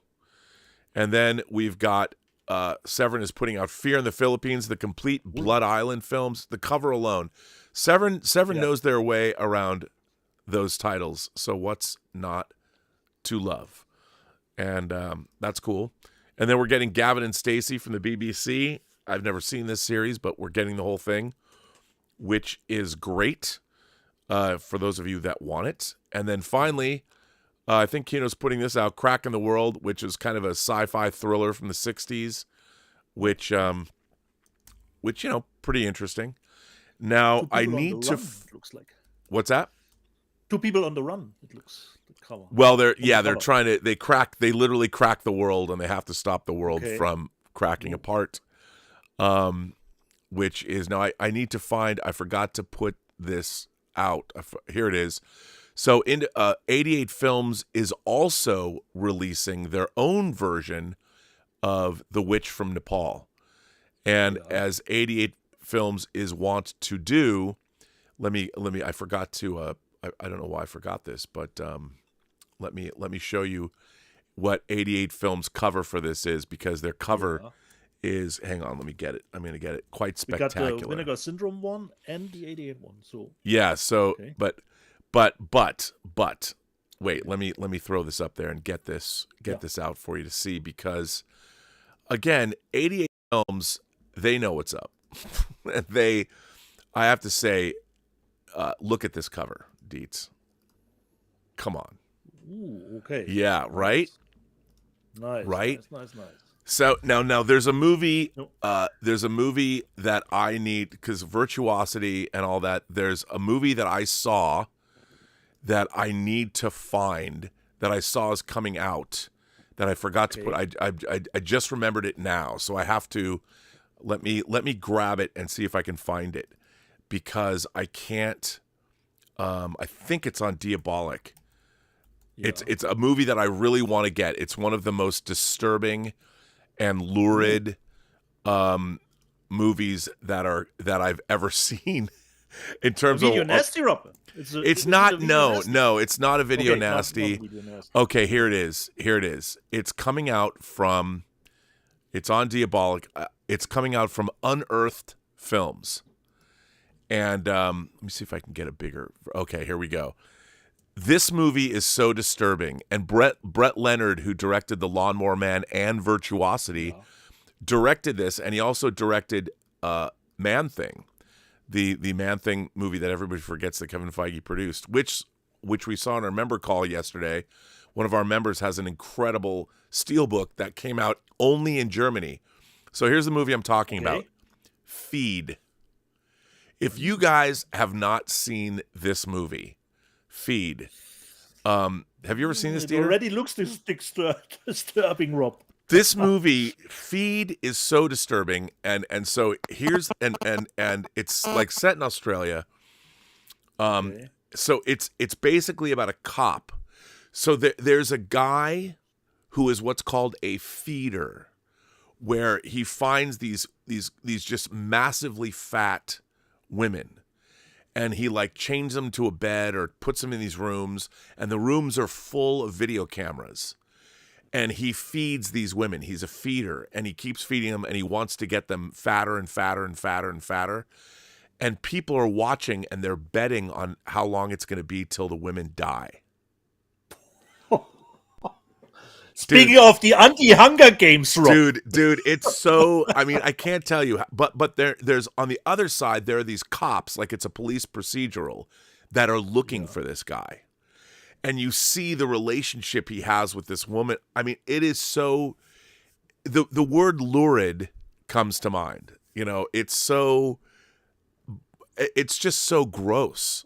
And when I watched this movie, I was fascinated by it. Again, it's a movie I only have on DVD, so now I get to replace. Nice upgrade, Rob. But it's definitely a horror. Like if I was still dating in my 20s and I had this movie and some girl was over looking through my films and she goes, "Oh, what's this movie feed?"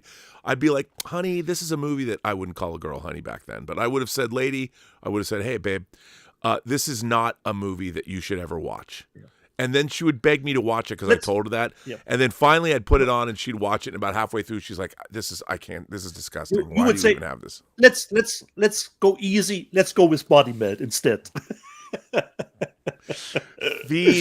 So from the director who brought you Virtuosity, you can get a Brett Leonard. It's a Brett Leonard twofer.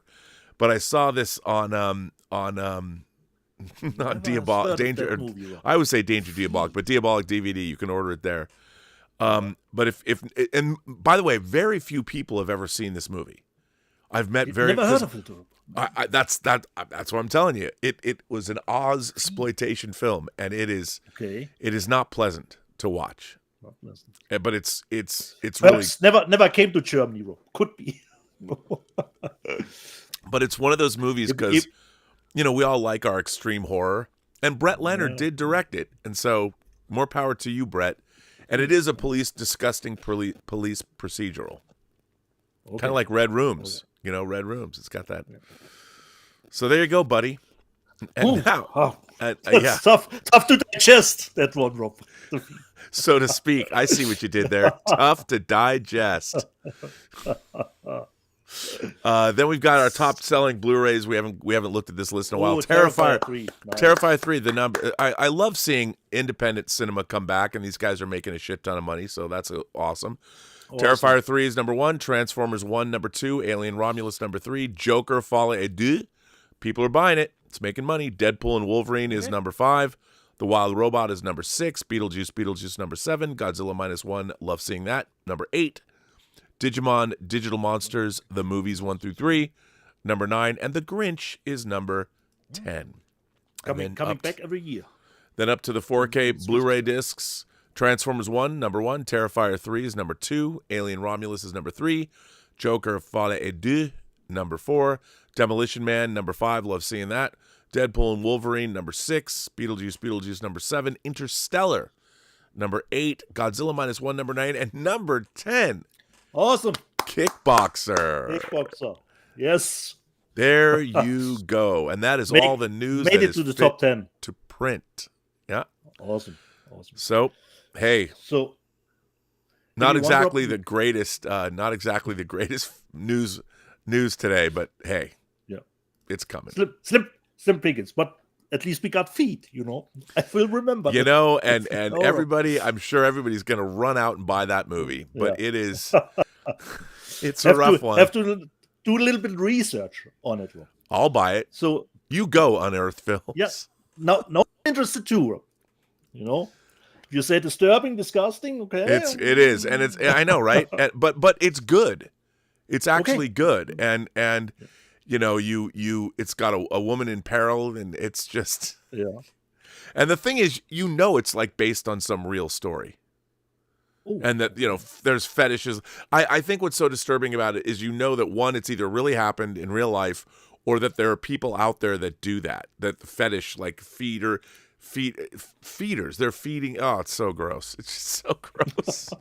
I remember the first victim on 7 now, Rob. Well, it's very much, and by the way, 7 comes out this week in 4K. Yeah. It's in theaters now. Thomas Logan went and saw it yesterday and said it's incredible. Blown away. Yeah. Blown away. And it is it's playing here. I might go see it tomorrow, I think. Awesome. Because I really want to. But yeah, good stuff. So Rob, if you want, you can take a 5-minute break, and I do the live chat readout. All right. From actually almost 2 episodes. I'm not through with one. So luckily for you, Rob, I'm not finished yet. Well, wait, before you do that, we got super chats. Let's catch up. Oh, nice. Let's catch up on super chats. It's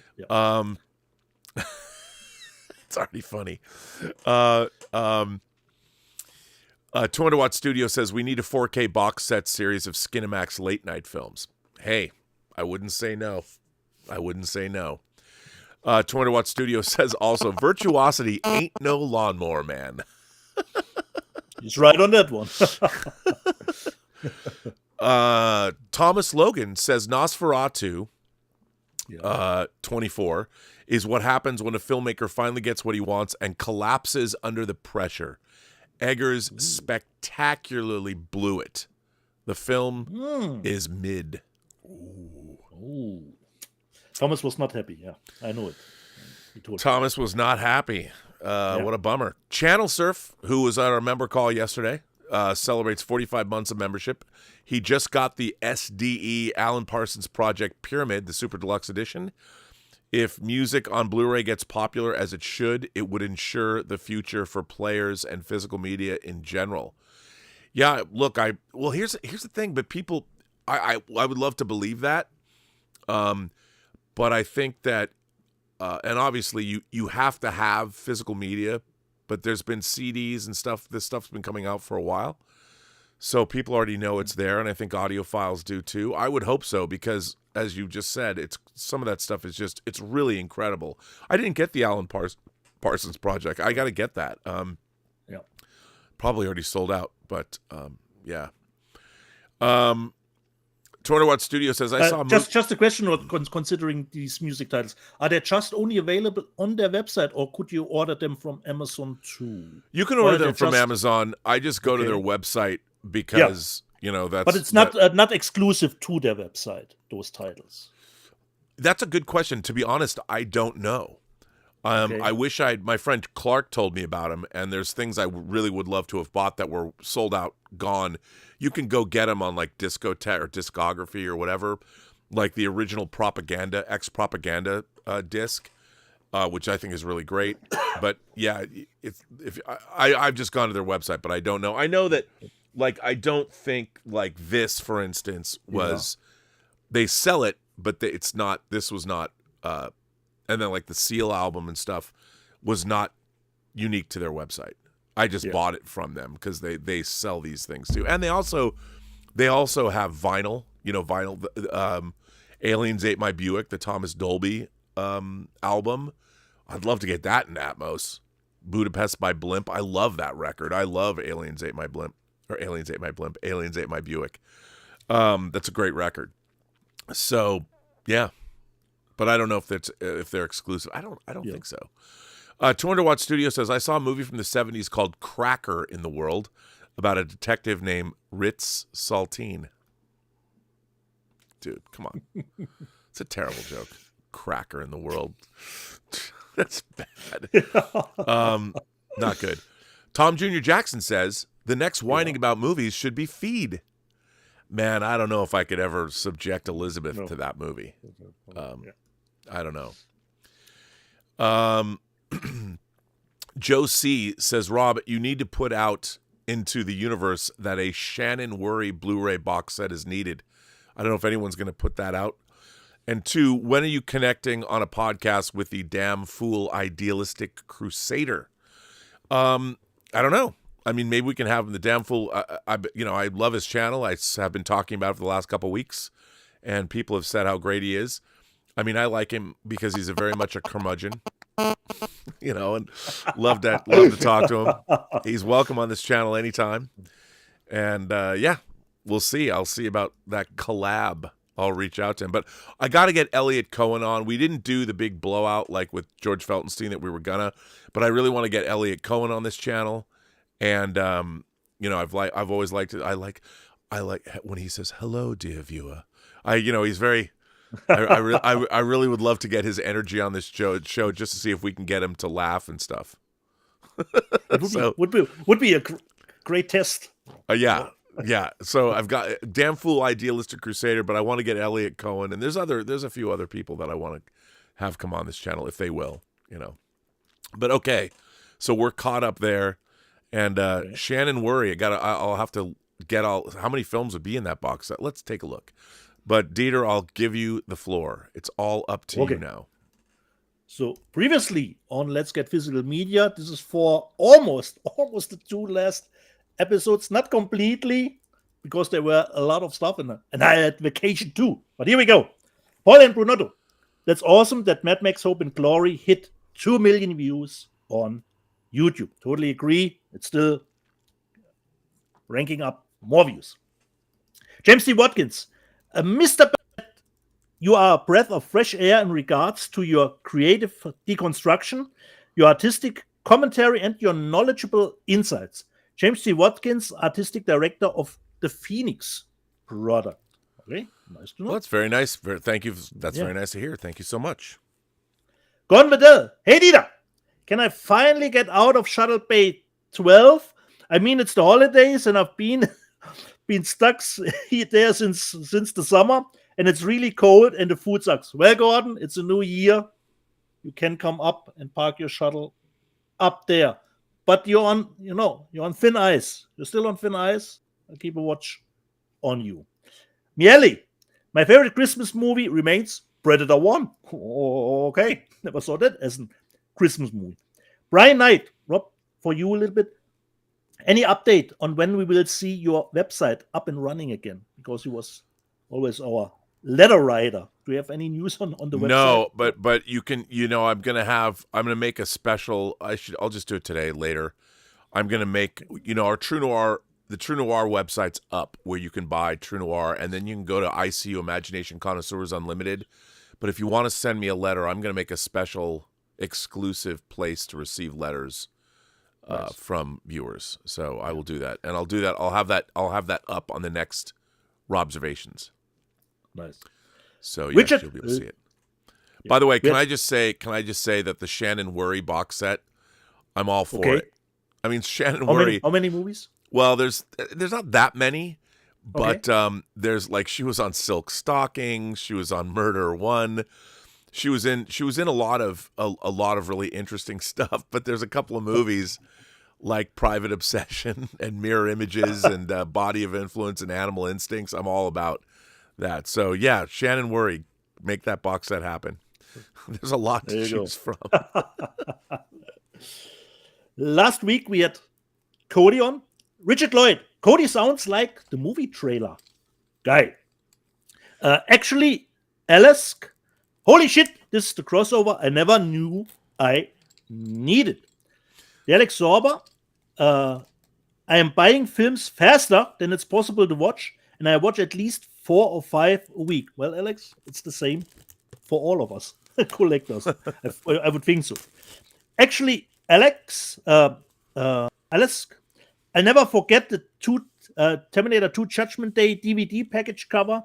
They do make in impact, and I remember the DVD for Terminator 2, specifically 2, because it was the first one that I remember had moving motions in the menus, and I thought, wow, this is so amazing, unbelievable. Tim Hens always considered Stir of Echoes, which was on Cody's top 10, to be a better movie than The Sixth Sense. Okay, just as Cody said. Played out, saw first Terrifier, haven't had the stomach for the rest, which is totally understandable. It's not for everyone. Plays an Asian on considering Cody wore his Terrifier glasses. Cody is stripping me out with those glasses on.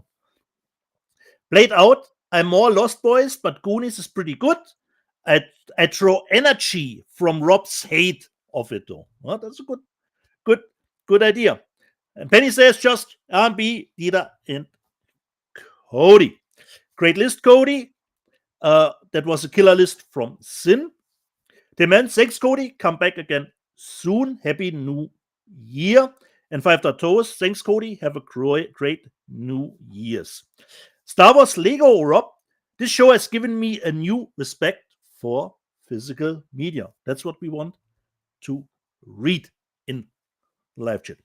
DI, Conan Chronicles was the best for me this year. Top-notch box set and transfers. Nice. Sean Levev, you guys make a great trio. Cody just talked to me into that Steer of Echoes release. I always thought it was a great movie. It is. I have to watch it again. Haven't seen it in forever. Marcus F. Aliens looks too waxy and clean for him. And Aliens, the Blu-ray, Aliens is just a Blu-ray with an AI DNR. Okay, I think there's a little bit more work than just simply DNR. Das Play-Doh, Hope and Glory was cool. Yes, it was. Dickie Holmes, Project A from Jackie Chan was the first new school Jackie. All Jackie before 1983 was old school Jackie Kung Fu. Nice to know. So there was that split right there. The Alex Sorber put his list out of his best releases. Number 1, Hitcher Second Sight. Number 2, North by Northwest, Warner Bros. UK box. Number 3, Conan box by Arrow. 4, Seven Samurai from BFI. Number 5, Third Man box, Studio Canal. Number 6, Good, Bad, the Weird. Awesome. From Arrow. And 7, A Bittersweet Life, Second Sight box. Nice. And sometimes I'm not always up on my toes when Rob brings up a super chat with a question. That's why you have to. That's when you get good YouTubers who can immediately answer. So sometimes I bring up a super chat again. Your 24 top movies. For me, Furiosa, Fall Guy, and Nosferatu. On Instagram, I put up my top 10s for specific categories because I wasn't even able to do just a top 10 because I was always then thinking, oh, I left this movie out, I left this one off the list. Rob, do you have a favorite movie or two of 2024 that you can give us from the top of your head? Two favorite movies of from the top of my head. Well, look, I know it's controversial, but I had a blast watching The Substance. Totally, Rob. It's on many favorites lists. And it was funny. I can't say that I liked Conclave anymore after our member call with Modesty Maltese because she just destroyed Conclave, but I just destroyed it. And I mean, she didn't like it at all. And I listened to her. I listened to her commentary. But you know what? I got to tell you, I like Wicked. Okay, nice. I like Wicked. Nice. For what it was. Here's the thing: musicals. I'm usually particular about musicals, but I thought. And I haven't seen the stage play of Wicked, but I thought it really succeeded in what it was trying to do, And look, I like things like, and it wasn't one of the greatest movies in the world, but I did like Kingdom of the Planet of the Apes. I liked The First Omen. I thought The First Omen. Now, would I say these are the best movies? Did anything strike me as being fantastical? Like, oh my God, this is like the masterpiece, Rob. Immediately a masterpiece. I don't know. Okay. I don't know if I like some Oscar bait movie. I don't know. I really want to see Baby Doll or Baby Girl. Yeah. Baby Girl. I want to see that. I mean, I'm looking forward to seeing that. But and there's a lot of people that hated The Substance. They thought it was derivative. They didn't enjoy it. I just thought it was a hoot, and it gave me what I wanted from it. I didn't sit there. You could go back and there's so many different movies you could say she drew from, but I appreciated it. And it's on many favorite lists. Yeah, The Substance. So I haven't seen one that put The Substance on their worst list. No, this was another super chat from Walter Whitewalker. Just saw The Sound of Music at my local dinner theater, a small one in MD, where Young at Norton got his start. I hear not popular at all in Germany, and I don't even know about why it wasn't actually popular here in Germany. So I did a little bit of digging, Rob. And here's the question on Reddit: why is the 1965 movie The Sound of Music not popular in Germany and Austria, whereas in the USA it was incredibly popular? And the answer someone gave on Reddit is here. Because there is a set of 2 Austrian movies that tell the same story. the Trapp family, and the Trapp family in America. Both were extremely popular back in the day and are still well known. They are from 1956 and 58. So the real question is why an American producer saw a need to redo it all instead of just synchronizing it. Also, The Sound of Music is extremely unrealistic, and while the Austrian version does romanticize the story, it has at least some connection to reality, albeit not the reality of the 1930s when the story took where the story took place in real life, but it reflects the hopes, dreams, and some of the regrets people really did have in Austria and Germany when the movies were made.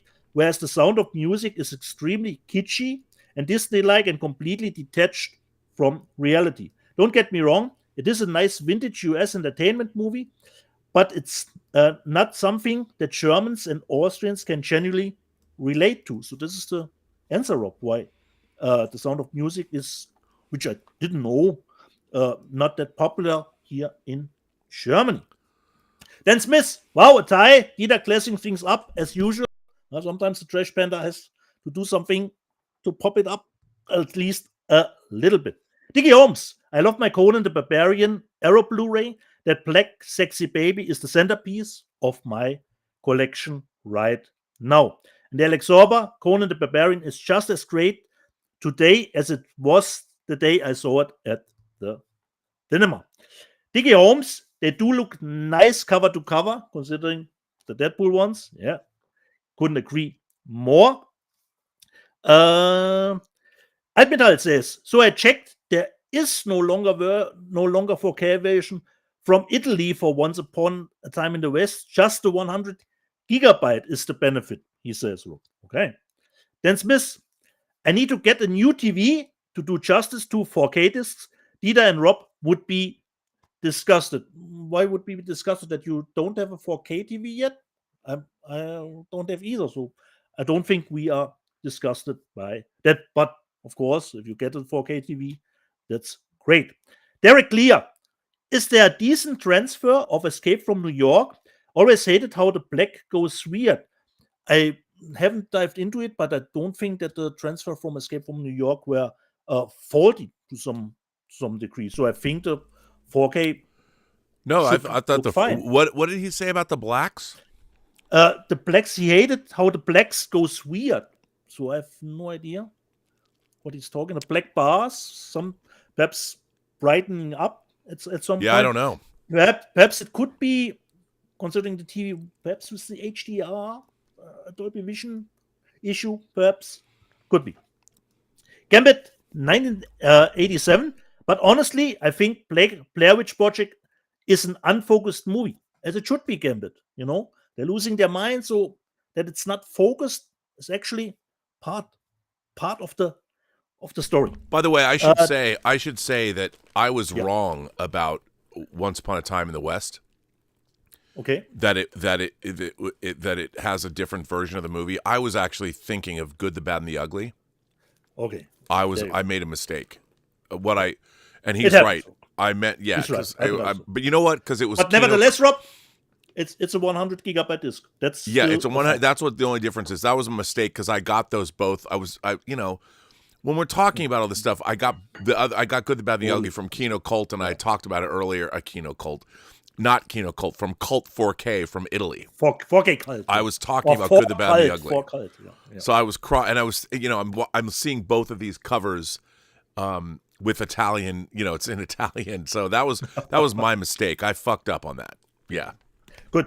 Totally understandable, Rob. Good. Especially with the different variations of those westerns. Destiny Captain. I never get tired of hearing Dieter talk. Hopefully the other people in the same boat with you. Dan Smith, that French Hitcher is Mumpitz. Yeah, it was not my best purchase. Tim Menz, The Searchers is one of the top 10 westerns ever made.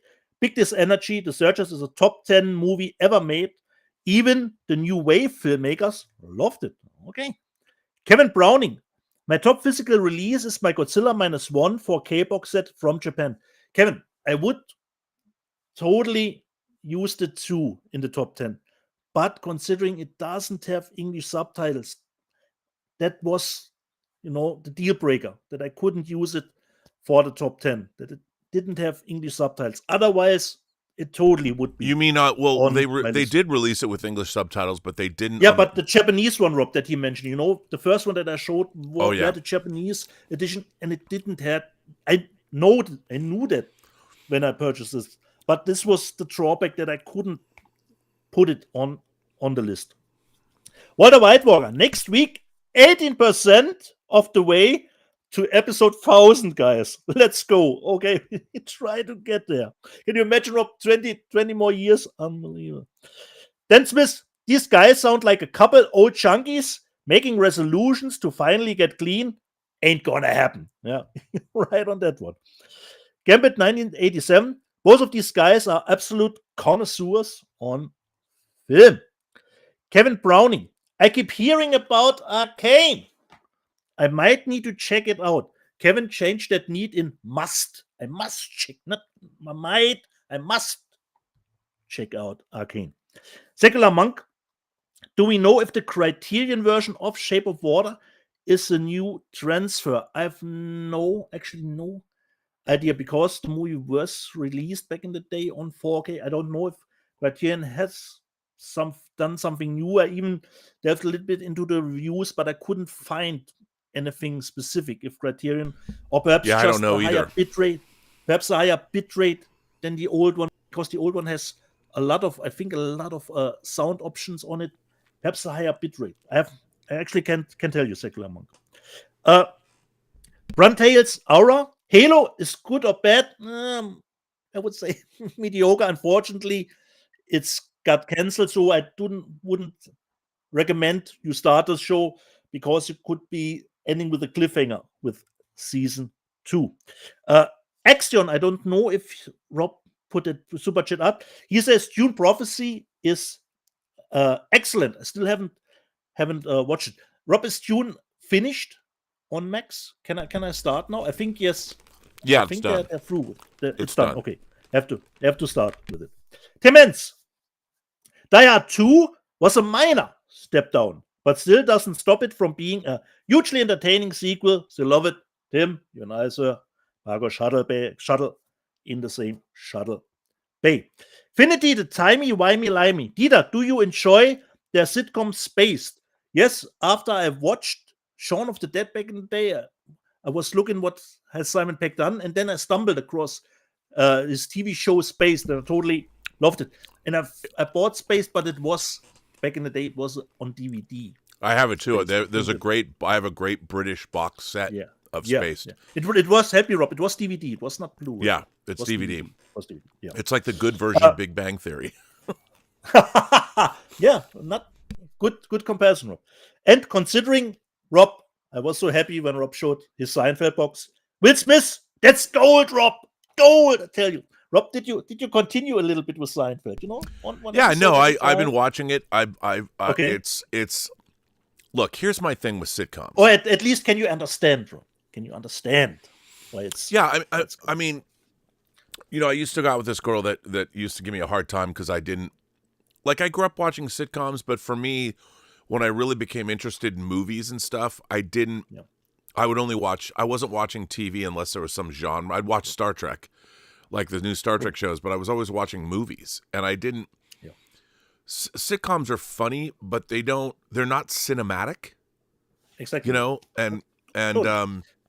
That's why I told you I'm not too upset if a sitcom gets the 16:9 by treat run, because it's a sitcom, Yeah, I mean, I don't know. It's a stupid thing to say because sitcoms become so influential, and I always find myself going back and watching. I watched Cheers back in the day, but I watch it sporadically. But when you go back and you watch these old sitcoms, Cheers is really funny, and I'll find myself going back, and just because I think from a pop culture standpoint, an entertainment pundit standpoint, it's important to know these things. I've never watched a whole episode of Friends. Yeah. I actually, and then I went back and watched one. I've watched one episode of Friends, but now I understand why it's so influential and everything, and it becomes there's kind of a glue sitcoms are a glue where everybody watched Friends. So it was like a common thing. And when I was a kid, every kid had watched the Brady Bunch. Every kid had watched the Partridge Family. The so-called water cooler shows, Rob. Yeah, and well, even we were too old. Like when the Brady Bunch was, like I watched the Brady Bunch and Partridge Family in syndication because I was too young to have seen them when they were originally on the air. But because they were on syndication so much, and you'd come home after school and they would be showing, we all had watched Leave It to Beaver, which was, a 50s, 60s show. So kids knew. So it was a common reference point. So we could always, if somebody brought up like Eddie Haskell from Leave It to Beaver, we all knew what that meant. And I think that's what sitcoms have always done. Like everybody, All in the Family. I remember even when I was a kid, I watched All in the Family when it was first on. And so I understood what that was. And All in the Family was something people talked about for a long time. I mean, most people now, if you were to ask most young people who Archie Bunker was or who Meathead was, they wouldn't know what you're talking about. But when they came out, all of America watched MASH. When MASH, which was, it was a sitcom that was made out of the Robert Altman movie, when MASH went off the air after 10 years, that last episode was one of the most watched TV programs in American history. And that was at the time. And that, because a show like everybody watched MASH. Everybody. And it's like everybody watched Friends, everybody watched Seinfeld. I mean, not everybody, but enough people did that it became. So to not have watched Seinfeld was a blind spot in my understanding of American pop culture. I mean, I get it. I understood. I saw like clips and stuff, so I'm like, okay, I understand where it's. But I'd never watched like the references. Just like I've probably seen 10 Simpsons episodes in my entire life. Yeah. And I get it. I'd watch their Treehouse of Horror stuff, but like I understand. And South Park is the same way. I love South Park. Whenever I watch South Park, it's great. If it's a big episode, I'll go back and watch it. Hilarious. But I don't need to watch every episode of South Park. Yeah. But I'm still hoping you get through your Seinfeld set. It's actually what you call when you said everyone was watching MASH. In Germany, we called that back in the day when everyone was watching ein Straßenfeger, a street cleaner. Nobody was on the street. Everyone was watching a street cleaner. What? How do you say that word? Straßenfeger, Rob. Straßenfeger. Exactly. Nobody on the street. Everyone is home. But I love that concept. The concept. I mean, I don't know if Americans would come up with that kind of, but the idea of a street cleaner that everybody's inside watching the show. What a great image.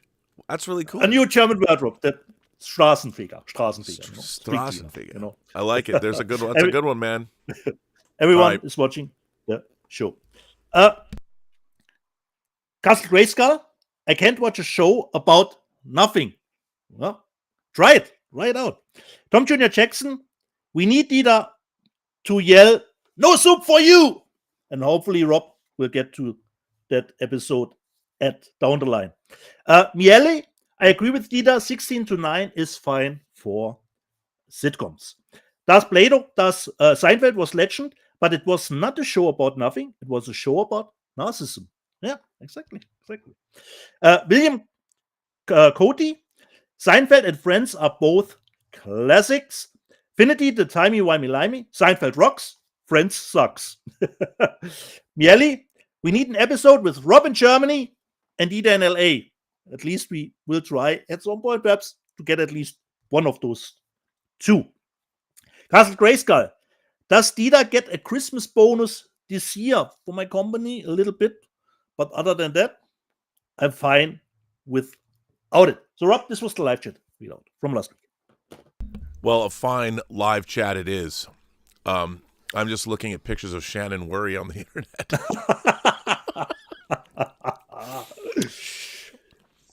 So do we have some super chats left? We do. Okay. Yes, we do. Hang on. Let me take this off my computer. Oops. Okay, let's see. Let's see what people have to say. Every time I go into my Stream Elements thing, it says now is your time to get sponsored, and then I'm looking for sponsors, and there's no sponsors. I don't know what to say. It makes me feel bad. Joseph, I said that. 5 Dot Toast says, fun information. If you have an AV receiver with a surround on headphones function, 5.1 music and or Atmos on headphones is some of the best headphone listening you'll ever do. The vocals pop out. That's really interesting. I didn't know that. I thought you had to have surround headphones on to do that. Okay. Disco Fries sends in a tip. Been loving the Physical Media Show. Question for you both. You guys once talked about the K. Parker Taboo collection. Are there any other films in that genre worth owning? or what you considered? Okay. The Taboo collection came to us from Vinegar Syndrome. The Taboo 1 through 4 box set, which I have, those are pornographic films. And incest porn. So Disco what Fries. What kind of show is this today, Rob? Disturbing feet, So the question is, are there any other films in that genre worth owning? Now, are you talking about incest porn in specifically? or are you talking about, look, I do have some like I've talked about, I love 70s bush porn. Like I love softcore Euro 70s stuff. Like from specifically a filmmaker named Radley Metzger. Now Radley Metzger, before he went hardcore and directed under the name Henry Paris, he made movies I really loved, like The Image and The Licorice Quartet and Camille 2000 and The Score, which I have. But I don't know about like Taboo. You go to the porn sites now, and incest porn's become a whole genre unto itself. Like I slept with my stepbrother, or I walked in on my step, which is kind of a thing. Like I guess, but in terms of a genre, I only bought those because 70s porn movies actually tried to tell stories. Like there was always. And nowadays that kind of has gone away. But it was interesting watching. I like going back to watch 70s movies to see, or there were surrealistic, like Henry Paris, Barbara Broadcast is a very weird, surreal sex film. And it's weird to go back and watch. I like those kinds of things.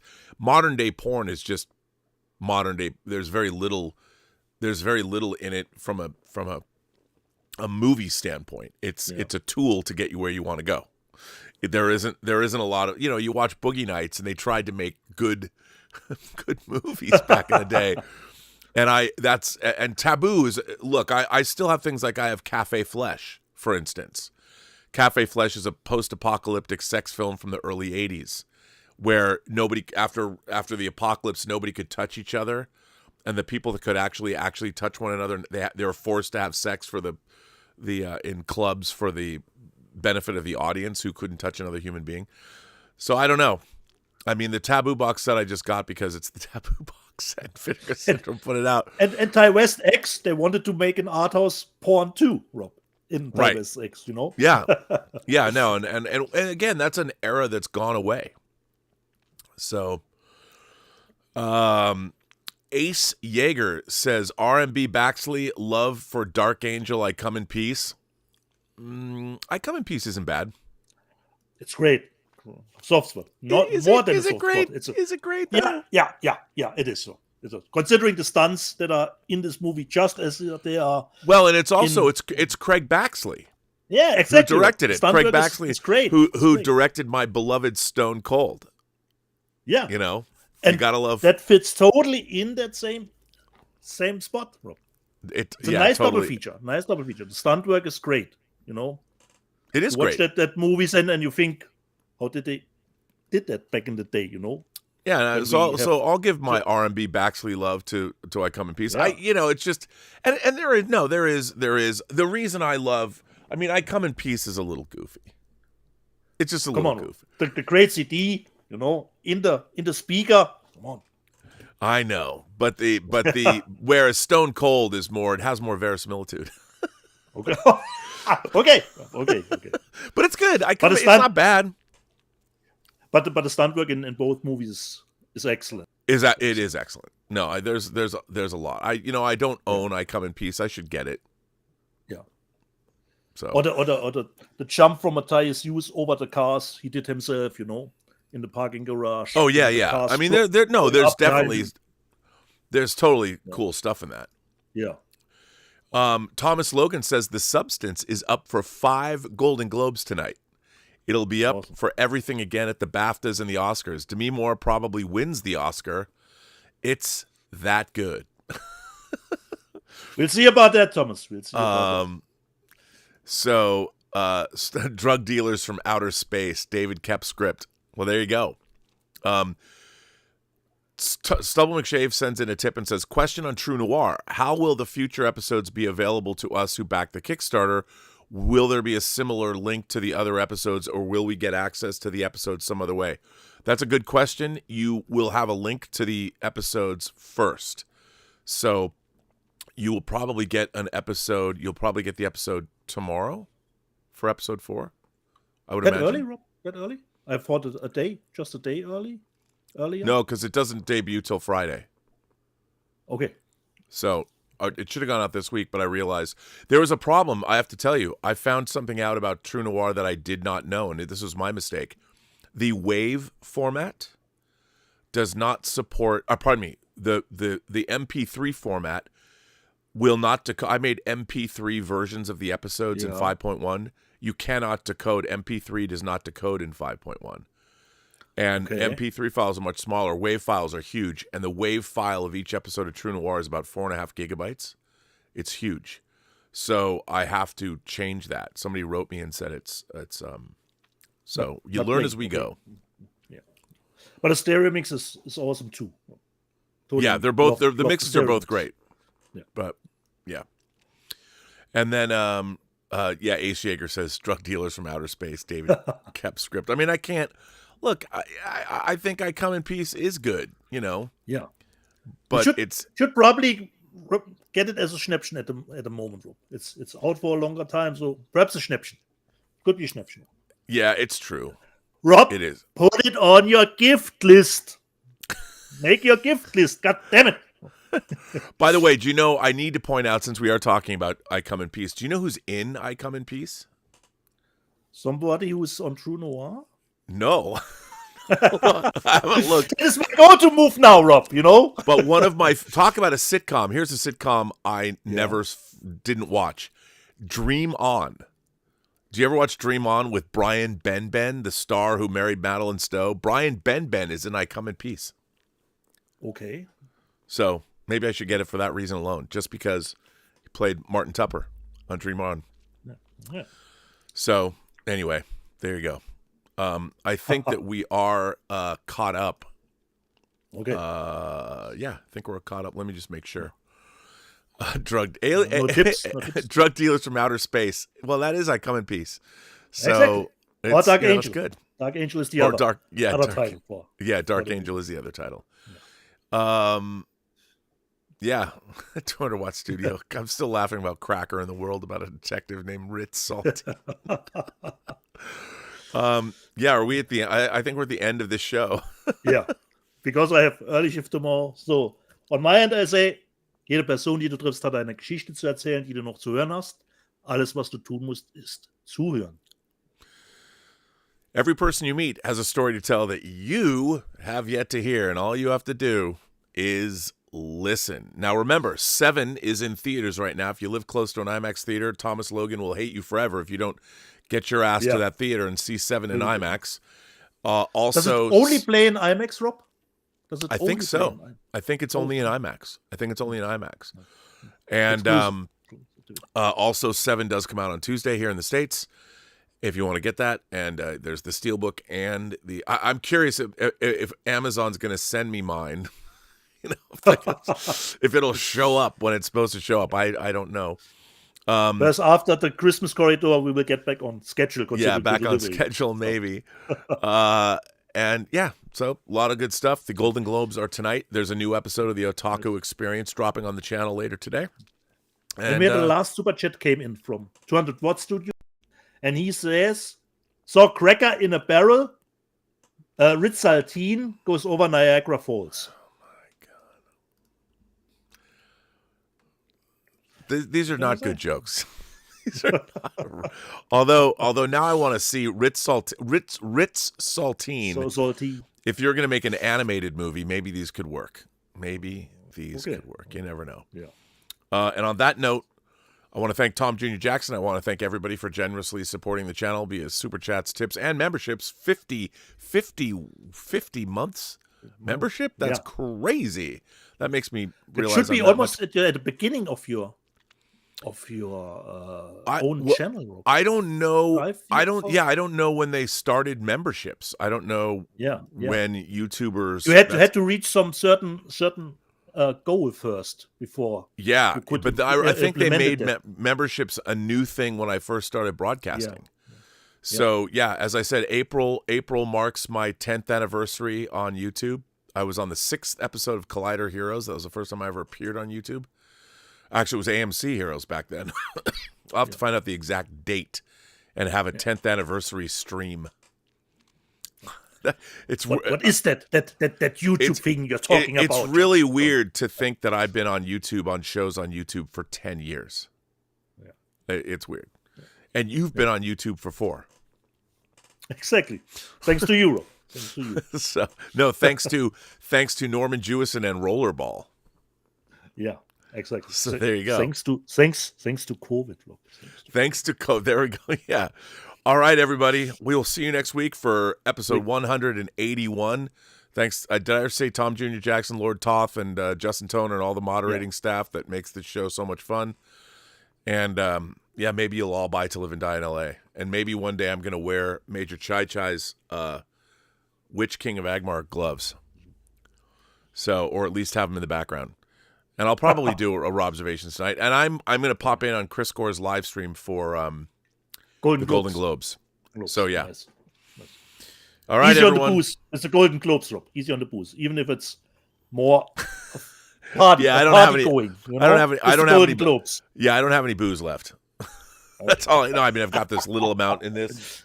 This is it. This is the extent of how much booze I have left. Yeah, but I'm not going to get that drunk again. Although they did make a great video for me. It was great. Yeah. But on that note, it's time to get off this show. Yeah. Look for the Otaku Experience drops at 3:00 today. Israel coming back in 2025. See you guys later. And thank you for being a part of the show.